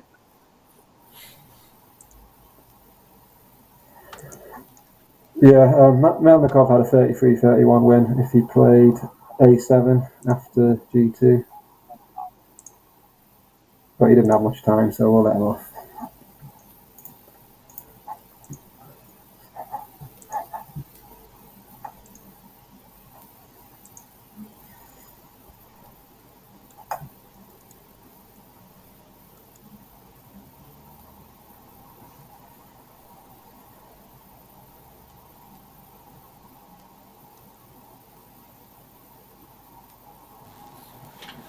Okay. So one round left, and that round will start in. Or should we say thank you to Roel to commenting 2 games? Yeah, Yes, thanks, you're welcome. Roel, for joining us. Thank you, Roel. And then we look. See you. David stays on. It has been a pleasure. So thank you for inviting me. And goodbye. Hey, goodbye. You're welcome. Bye. See you later. Goodbye. Bye. And we continue with the last game. It is. It will be Jonas Alneman against Alexander Melnikov. Yep. So David and Kim, do you think the players just will play out those games, or does the Russian feel that this is over now? He'll still try to win, Alexander. Yeah. He play obviously even games that aren't important, aren't in tournaments. He'll still do his best to win. So I don't think he's gonna give up in any way. So it should be a tough game. Both very good players.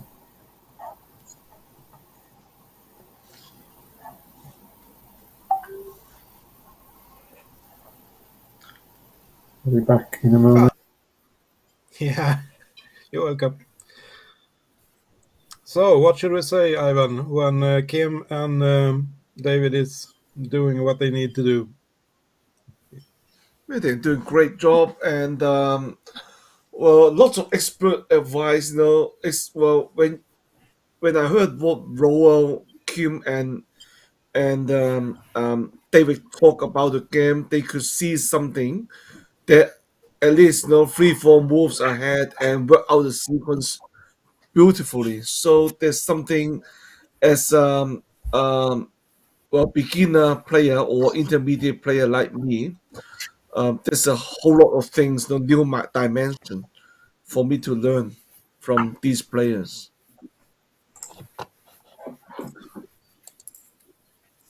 And I think Roel Hobo said something that is golden today.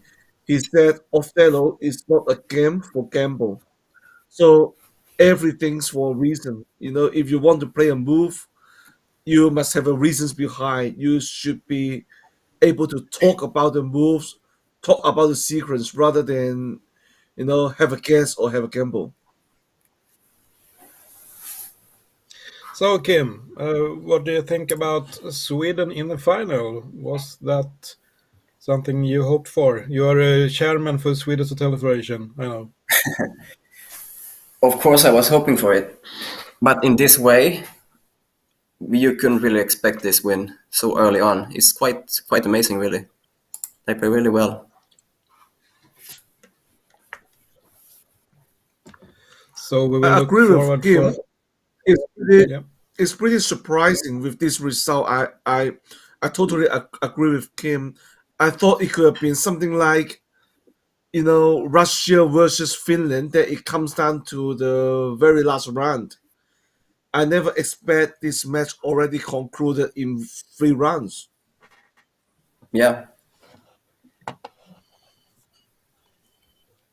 but I think too that some of the Russian players might have misplayed. I think one of the games here at the end was supposed to be a win or maybe even a draw, as David said. So if so, then this would still be a game.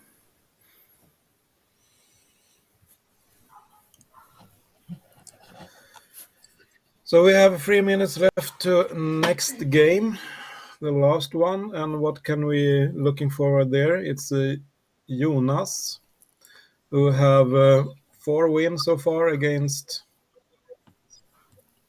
What did I say? Melnikov, who have 2 wins.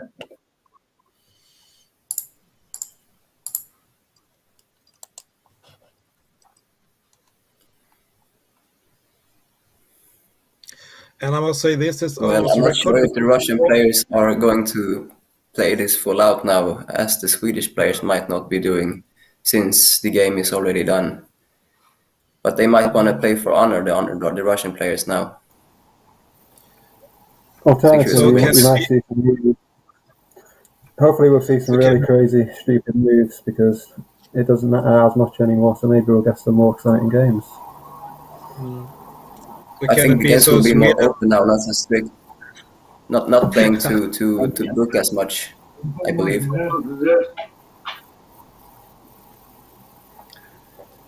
Yes, one more game. So can it be so that Sweden take it too soft?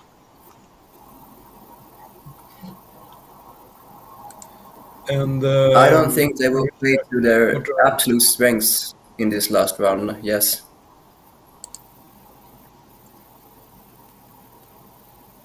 yeah. but we will see. Albin.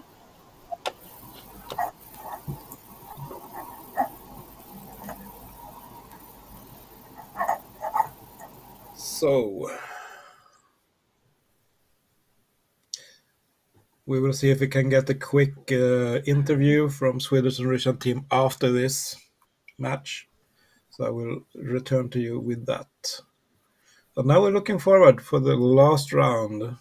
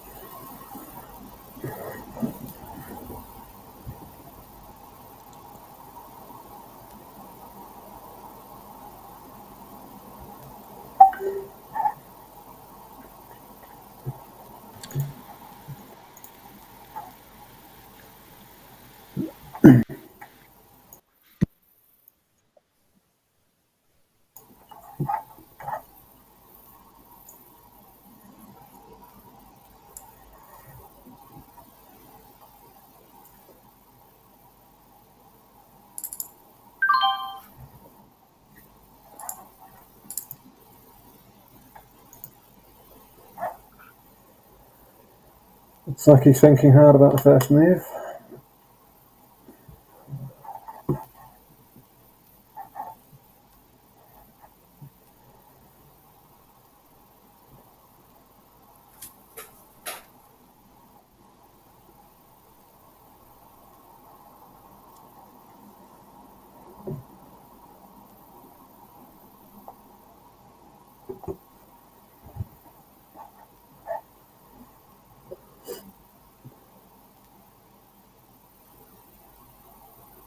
And we're on our way.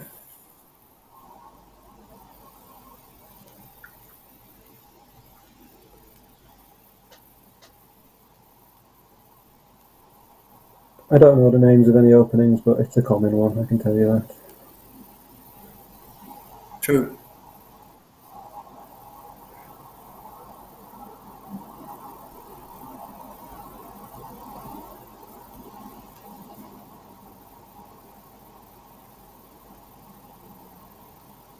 Although I don't play that as black. I'm not too familiar with this line.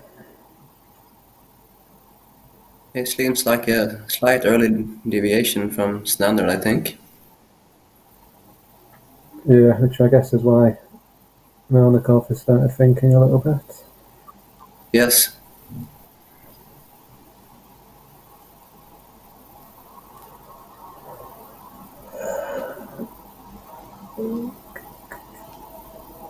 I'm assuming something like C6 or B6, maybe.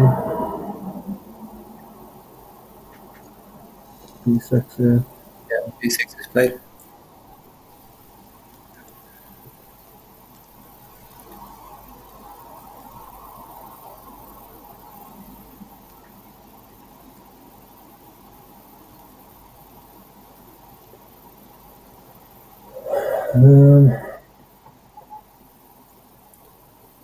C6 now. C6 is fine, yeah. If black goes to B3, I think white can go A6. And then if black cuts through, white gets A3, and there's no access to A4 for black. Yeah, true. Alternatively, but white might just want to play E3 now instead if they don't want to do that.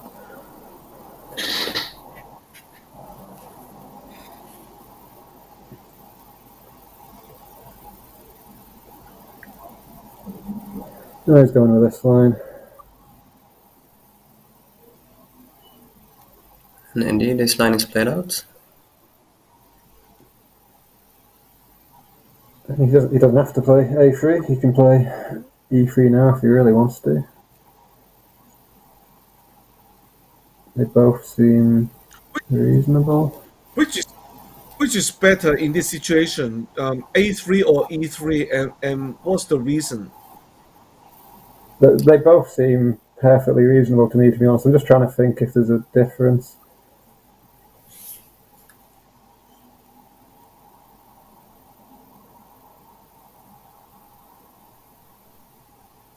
Well, E3 is the more centralizing move, so maybe for that reason that would be better.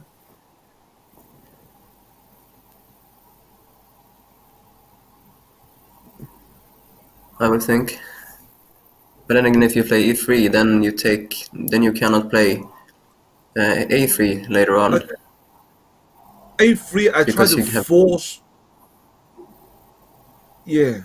So you do have the option of playing A3 now and then E3 afterwards, basically. Well, assuming if black plays to A7, obviously after A3, then you don't have access. But if black doesn't play there, then you can play E3 afterwards.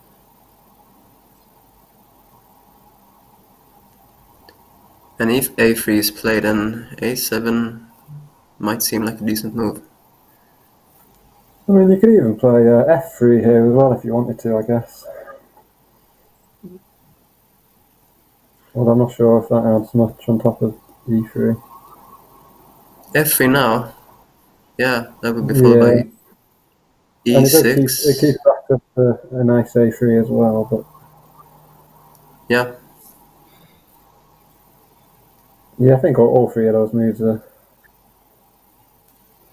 reasonable.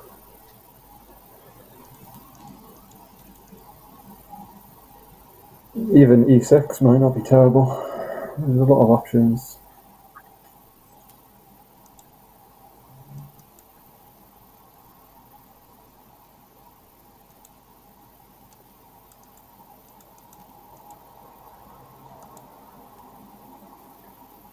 Yeah, he's gone for that route.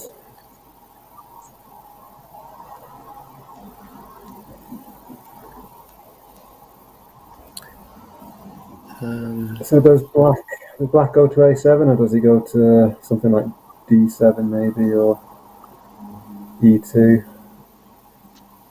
E2 he's gone with. Yeah, that's quite nice. So the poison's a4 slightly.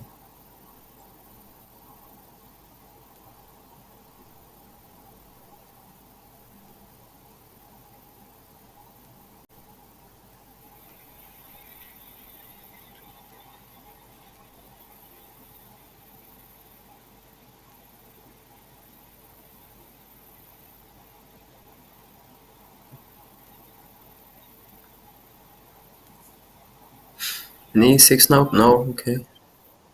e3 is played. Seems fine. It's still hard to tell. Still fairly close, isn't it? Would you go d7 as black now, or maybe f3? I think d7 maybe. Yeah. d7. The thing is, if white, I suppose white could maybe play a4 now, and then that kind of ruins black's f3 because then white gets to acquire c7. Yeah.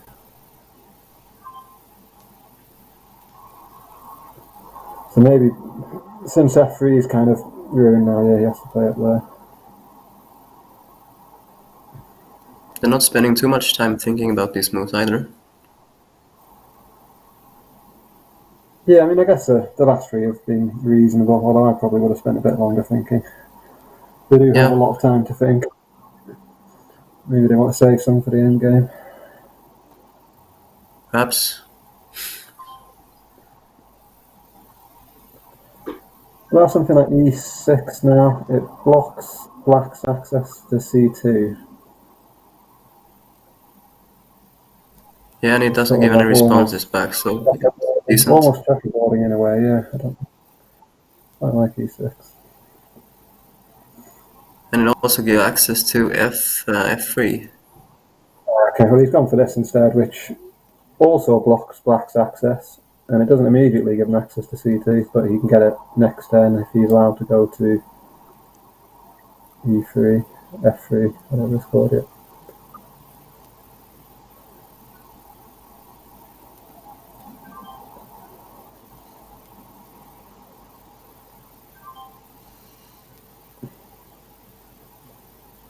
Is this one of the games already finished? Almost. Yes, this Yes, is it's between Oscar and Christian. And who is playing Oh, I which guess color? It's a black win. Oscar wins. Oscar won. Big Christian. Okay.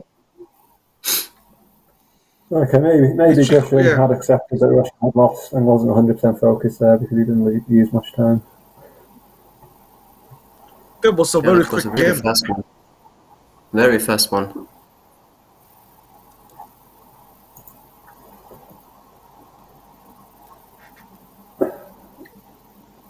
What do you think white should do here? Like e6? Although it gives black quite a nice f3. Or f5. f6, sorry.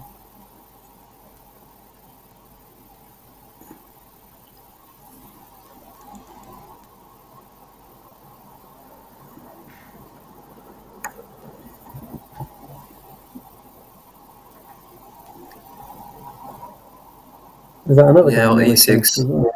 Also to block off the black move to e6 later on.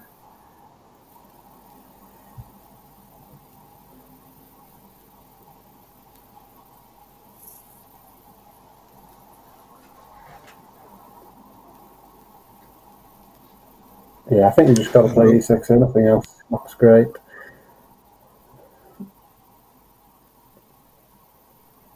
This is another game that's finished.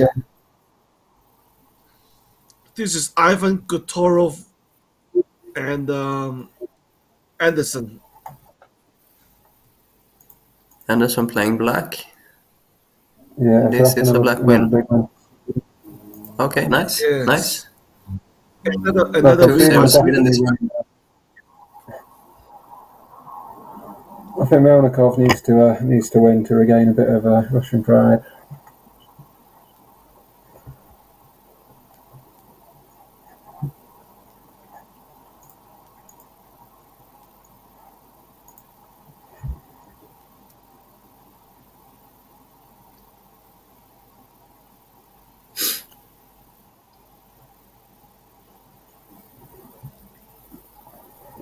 This is quite funny because I played Jonas quite a bit, and he usually finished first in every game, and he says that he does too. So this is unusual for his game to be one of the lengthier ones. Well, he's used less time than Melnikov, so Jonas has still got nearly 27 minutes left. He's only used 3 minutes. I can't see the clocks because it's so pixelated. Yeah. Oh yeah. I've got the Vint open on the side so I can see the times.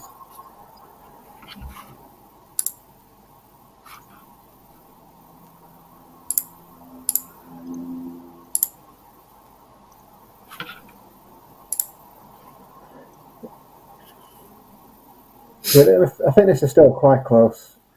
But I think maybe I'm wondering if E5 instead of C7 would have been slightly better because that would have given him maybe better access. But it's still a decent position. There's no obvious way Black can ever get access to C2 because there's no way to flip anything on that column other than some crazy move like B8 later on. So I think he doesn't have to worry about getting access to there straight away.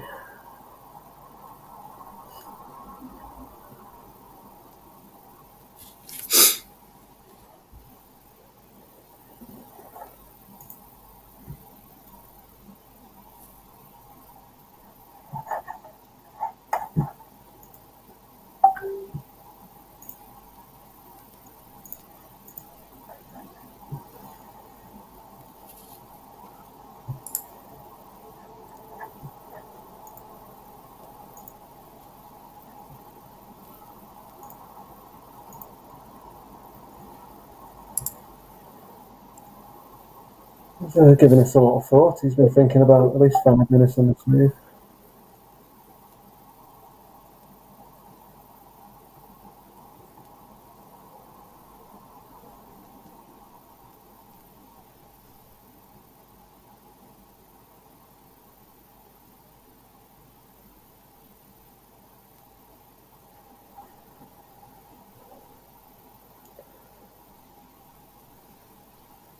Yeah, another nice thing about E6 now is...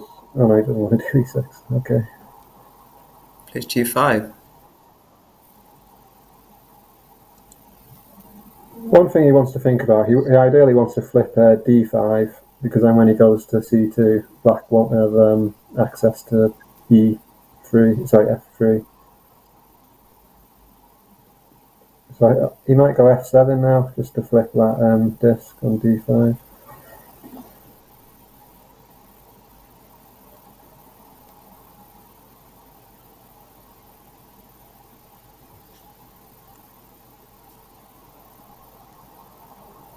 I guess the other option is he could go F3 now. No, he definitely wants to flip that disc, yeah.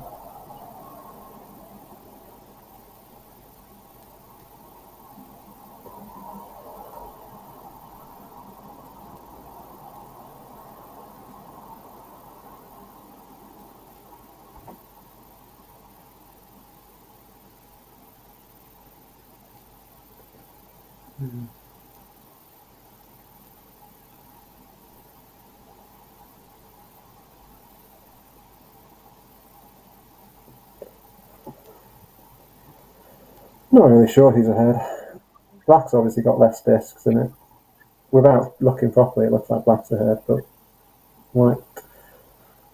I'm assuming White's going to go G4, probably. Well, he has a lot of choices actually. He go F6 as well. No, I think G4 now. He's not in too bad a position. There's no way Black can get access back to F3.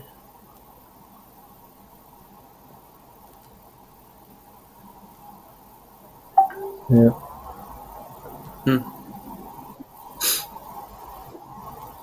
It's good. Yeah, it's quite nice for white.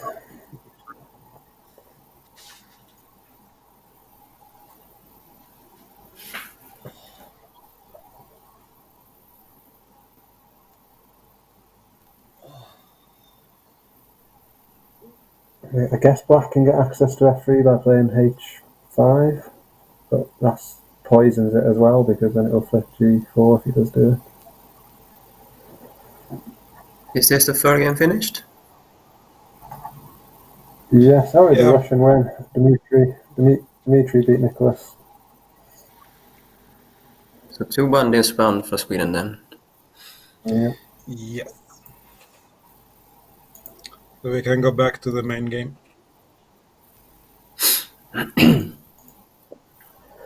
Okay, so yeah, he did want access to f3, even if it is highly poisonous access.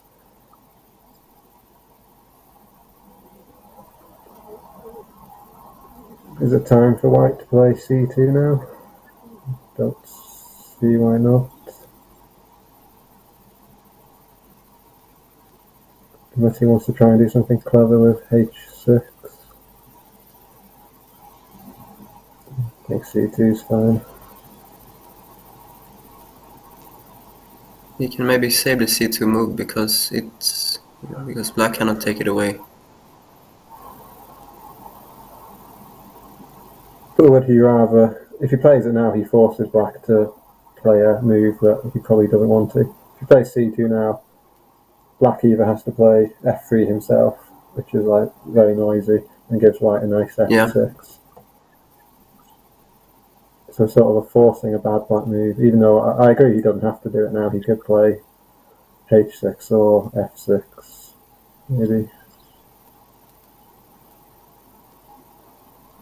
Yeah, he's going to do it now. Play c2. Okay.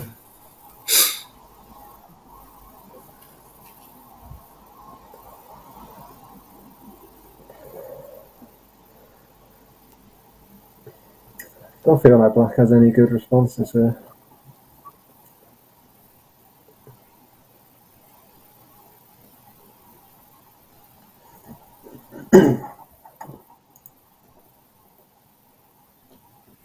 No, I think the f3 move now is looming.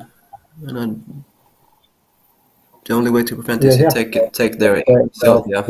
He didn't want to play it, but no, white has a nice f6.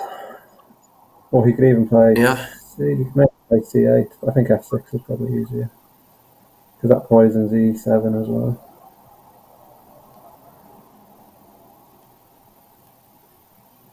Yeah, f6 seems like the best play here. Yeah.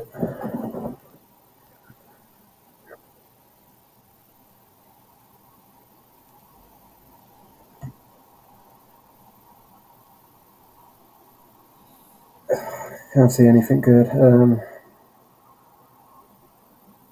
f8, but that's still a bad move, but that's the... Yeah, f8 white just goes e7. And you could do f8, e7, c8, and then he's got a tempo for b8. But I don't think it's great. No.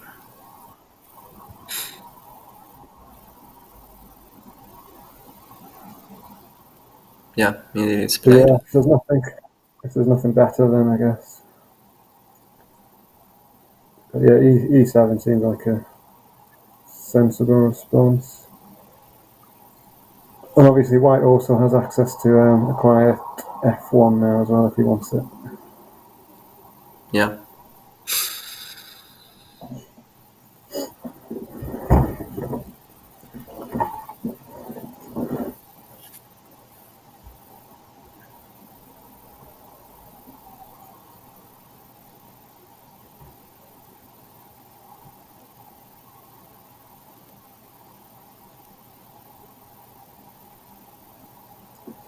If you wanted to make it more exciting, I think g7 could be a cool move now. Obviously completely unnecessary, but... g7. That's an interesting If one. you wanted to have fun, it's not as good as E7, I don't think, but It's doable. it's sort of it's a nice diagonal in a way. Yeah, how he's gone up there instead. Why has he gone up there? I guess because if black goes E7, he can just go E8, I suppose.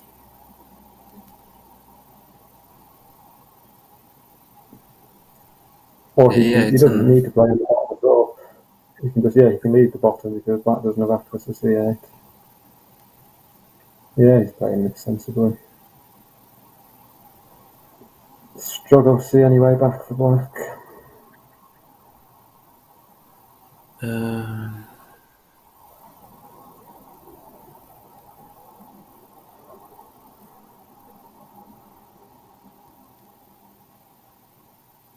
don't see anything here really. I mean, even B2 might be. B8. That's a very weird move, but that's the only thing I can see that's slightly reasonable. Yeah, I mean, B8 gives him access to H6. Well, unless white goes D8.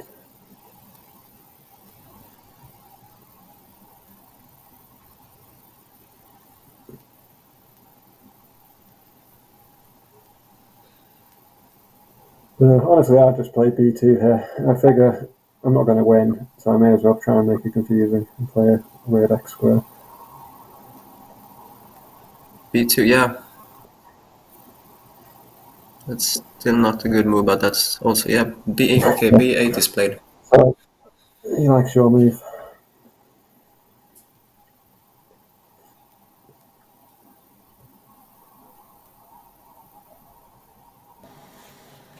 Maybe white plays E1 now.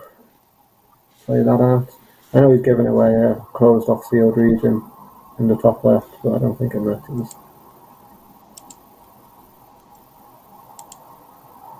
Or maybe H3 now isn't bad either. Or I guess black can go H6. Yes.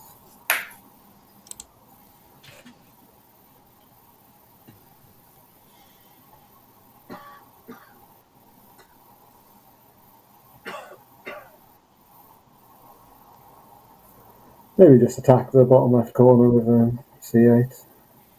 Probably fine.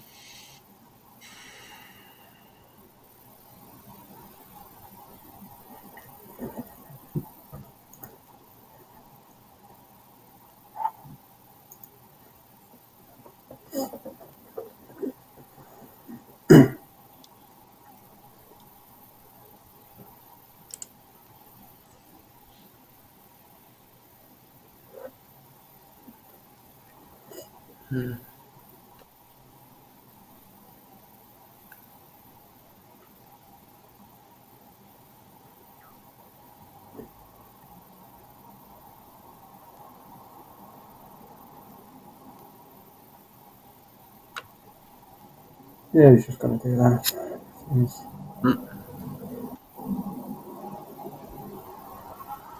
It's not like the sealed off region gives parity anyway because he can just take the corner and it's no longer a region of 3. Yeah.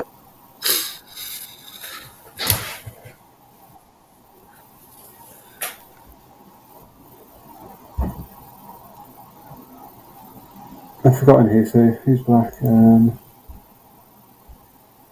Jonas is black. Yeah.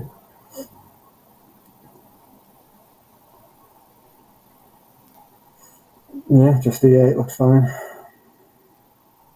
Yeah.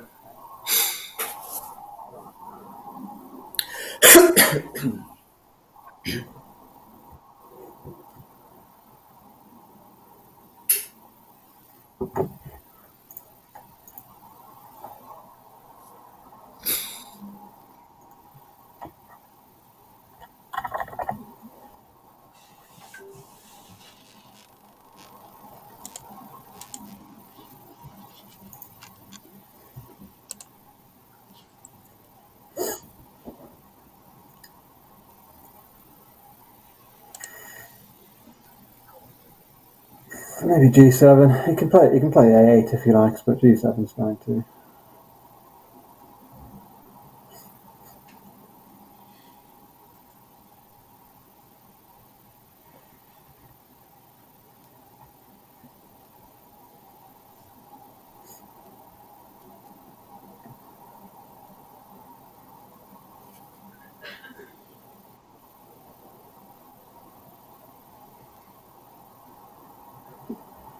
Yeah, it's going to be a pretty big win, I think.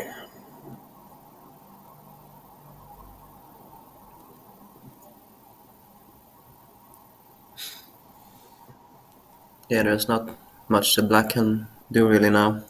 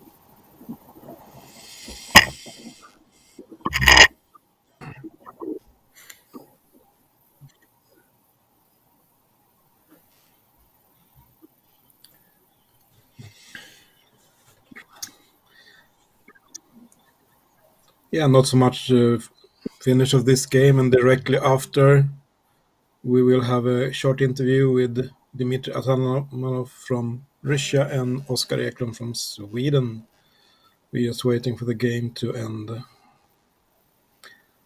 And because it's not happened so much, I will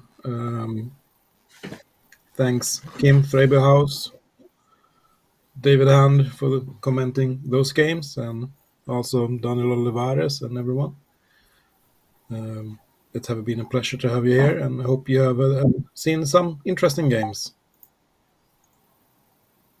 Thanks, Bengt.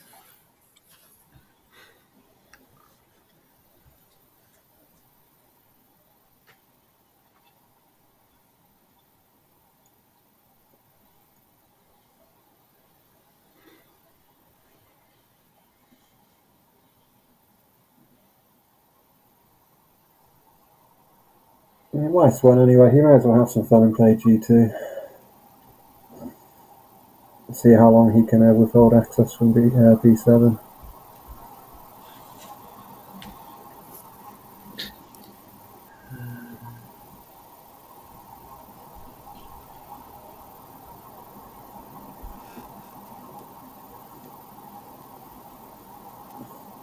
Yeah, because then the upper right corner would be an even region, and then the odd B7 square be connected to the upper 3 in the top left corner. So yeah, it might, if you can secure the G2 square, it might work. Obviously, B7 straight away was still a win, but this is potentially better and more interesting anyway. Yeah.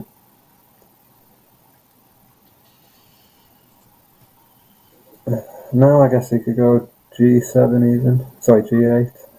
Not G7. If he wants to keep Melnikov out of B7, I think he has to play in the upper right region and save the G8 move for later. Otherwise, there will be an even region in the top right corner. If he goes G8 now, and then if Melnikov goes H2, White could play H3 to keep the diagonal. Obviously, Black can get on it with A2. Yeah, Yeah, he's gonna try that.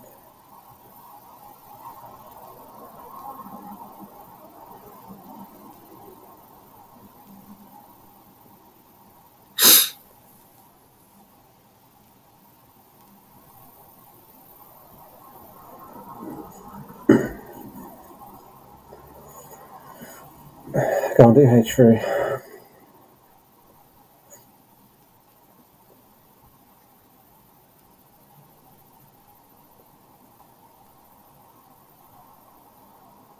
To be fair, he'll probably just do b7. It's a more straightforward when h3 is messy.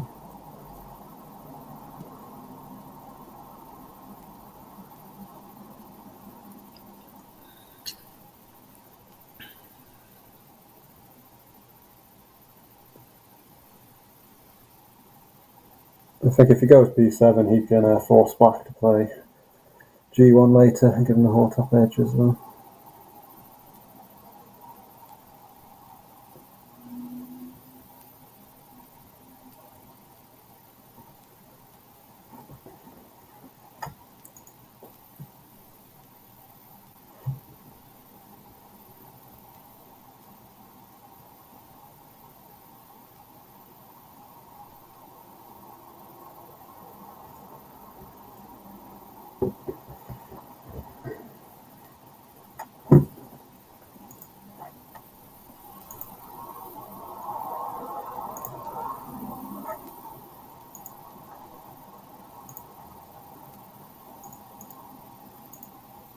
If you still want to keep him, if he doesn't want to take the b7, he could go h3 here.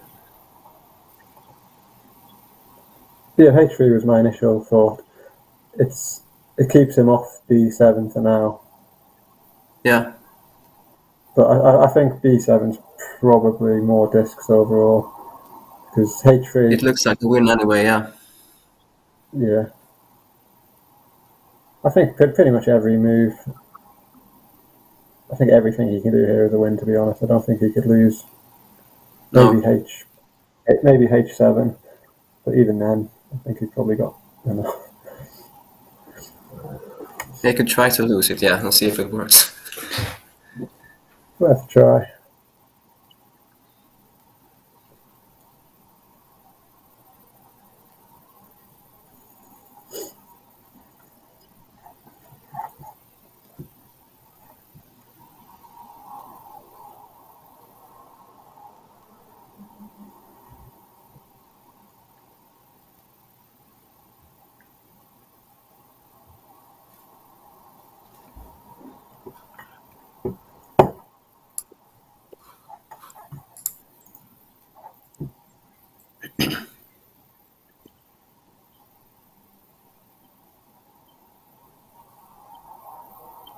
He's thinking hard about it, though.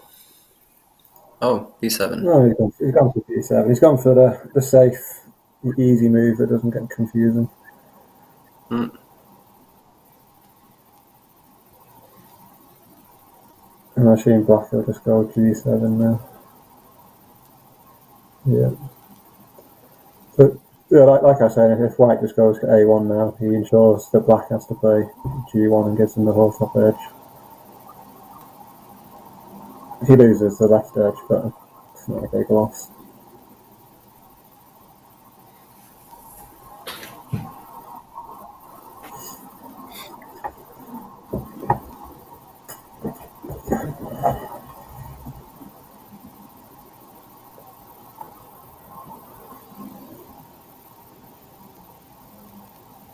And when he will get to swindle as well with h7 as the second to last move. I think. Oh, no, that's not true. No, I think whichever one of h3 and h4 he plays is going to flip something on row 7. Yeah. But Then that's fine. I'm really confident. You can just... And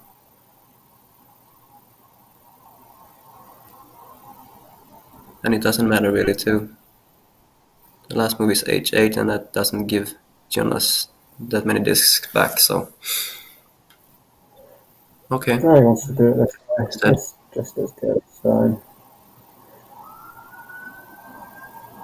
Although the problem here is if he goes H4 now. Black can play B2, and white loses the row 2. He doesn't flip any diffs on row 2. Doesn't matter, like you said, but it's might win slightly more. Oh no, black doesn't care. He'll give him the whole row.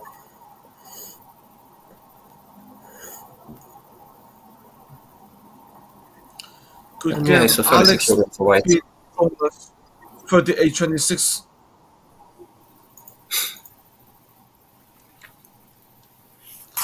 So, Russia reached double figures, which is good.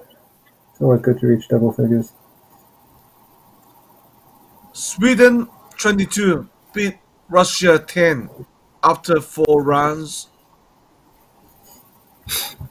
Congratulations to Sweden to go to the final. They will play either China or Japan. And we say thanks to Oscar, thanks to Kim, and we changed Kim to Oscar Eklund now. Thank you, Kim, and wish you a good eve. And congrats, Sweden, because you're chairman for Swedish Hotel Federation. You're happy now.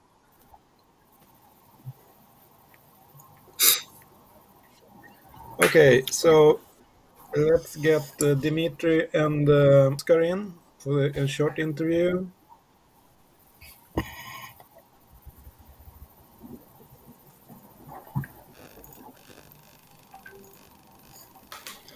Do you hear me now, or I just clicked the link and? We hear Oscar. Yeah.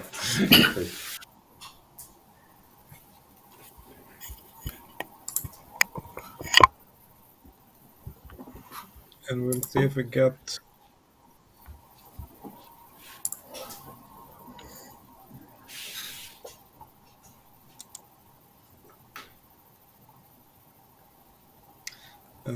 Can we get Dimitri too somewhere?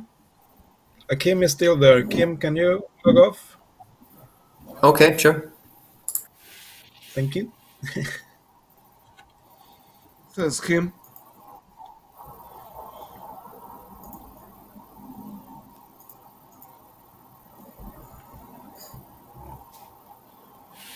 Because Dimitri should take Kim's account.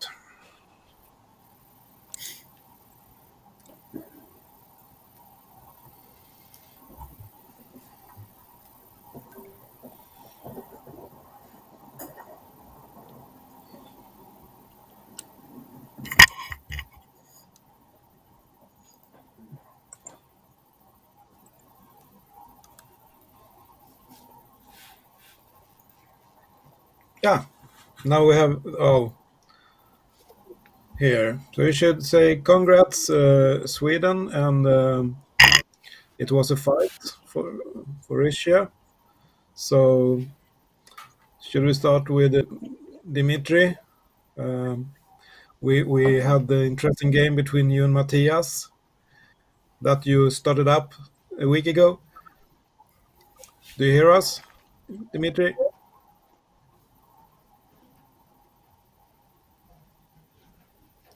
Not sure Dimitri hear us. No, so we start with Oscar. Congrats, Sweden. Yes. Can I hear you, describe and thank you very much. It was really nice. I'm really happy with the win. So, David, do you have any question for the Swedish team about the games or some comments about it?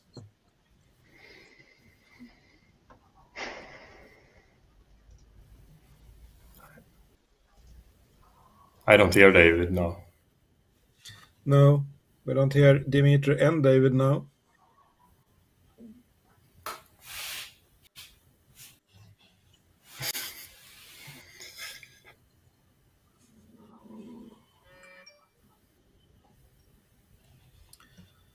So Oh, my mic's muted. I was talking, but my mic was muted. now we hear you, David. Welcome back. Congratulations, Oscar. You clearly played well. You won all your games except against Dimitri, which is perfectly understandable. Yeah, thank you. Thank you very much. And you're very excited. I was very lucky in my game. Yeah, sorry. Yeah. You were. I was very lucky in my game against Melnikov. I mean, I was so shocked. He made like a mistake one with 3 empty or so. So, yeah, it was. I Oh, didn't. that was the one yesterday. I saw the end of that one. That was when it was 4 empties. We had a 33 win, I think, didn't he? Yeah. Yeah.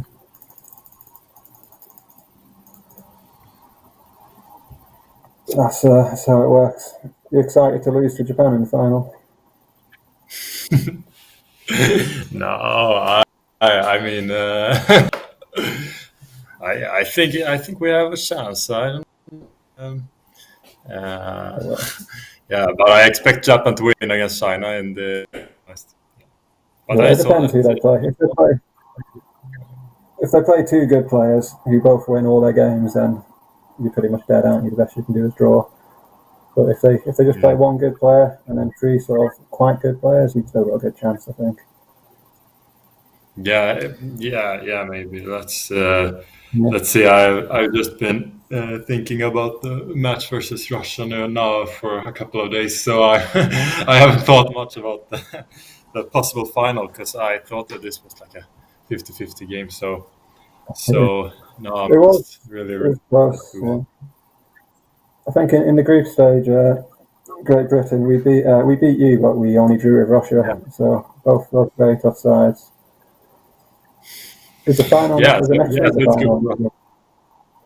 Yeah. Sorry, what did you say the last? So, slight bit of like I was saying, is it next week the final, or is it a couple of weeks after? I don't know. Bengt will know 2 anyway. weeks. 2 weeks. 2 Yeah. weeks. Yeah. So, do we have Dimitri online now? Your thoughts about the games?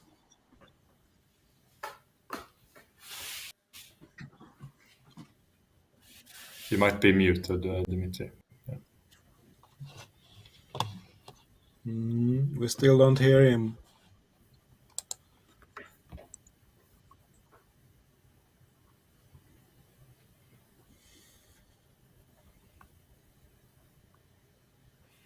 Yeah.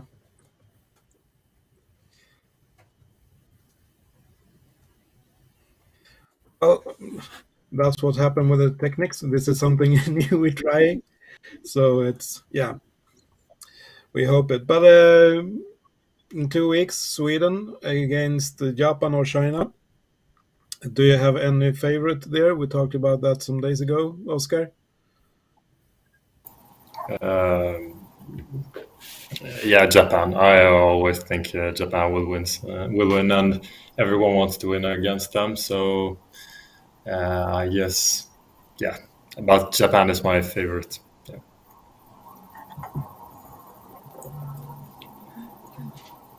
Yeah. So we'll see what happens in 2 weeks. So, Ivan, should you round off this? Almost 4 or 5 hours long streaming. Well, I'm good. I'm doing great gun. It's 3 a.m. in the morning. Well, we will have dinner soon. So we say thanks to all commentators, thanks to all players, and tomorrow Dimitri we just look said. for. Dimitri just said he has some technical issue with his browser, so he apologized for. Dimitri, you want to quickly write up something so I can tell the audiences what you think? You want to quickly write up something on WhatsApp so I can tell the audiences? He's typing something now. Just yeah. He said This is it's a good great team. match. He said it's a I great want to match, thank Russia and very much. A good team. Yeah.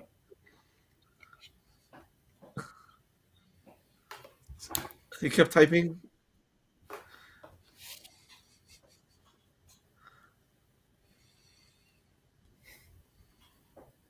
He said, "I had one job, but Matthias is truly the chosen one."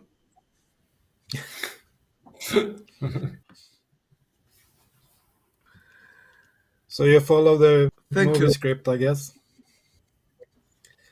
Okay, so see you tomorrow, 9 o'clock GMT, China, Japan. And then we see who Sweden will meet in the final, December 11th. And here you have tomorrow's team and the time. And Ivan and I will meet you together with Log Ploman and new commentators. So see you tomorrow. See And ya. bye from us. Bye bye. Bye.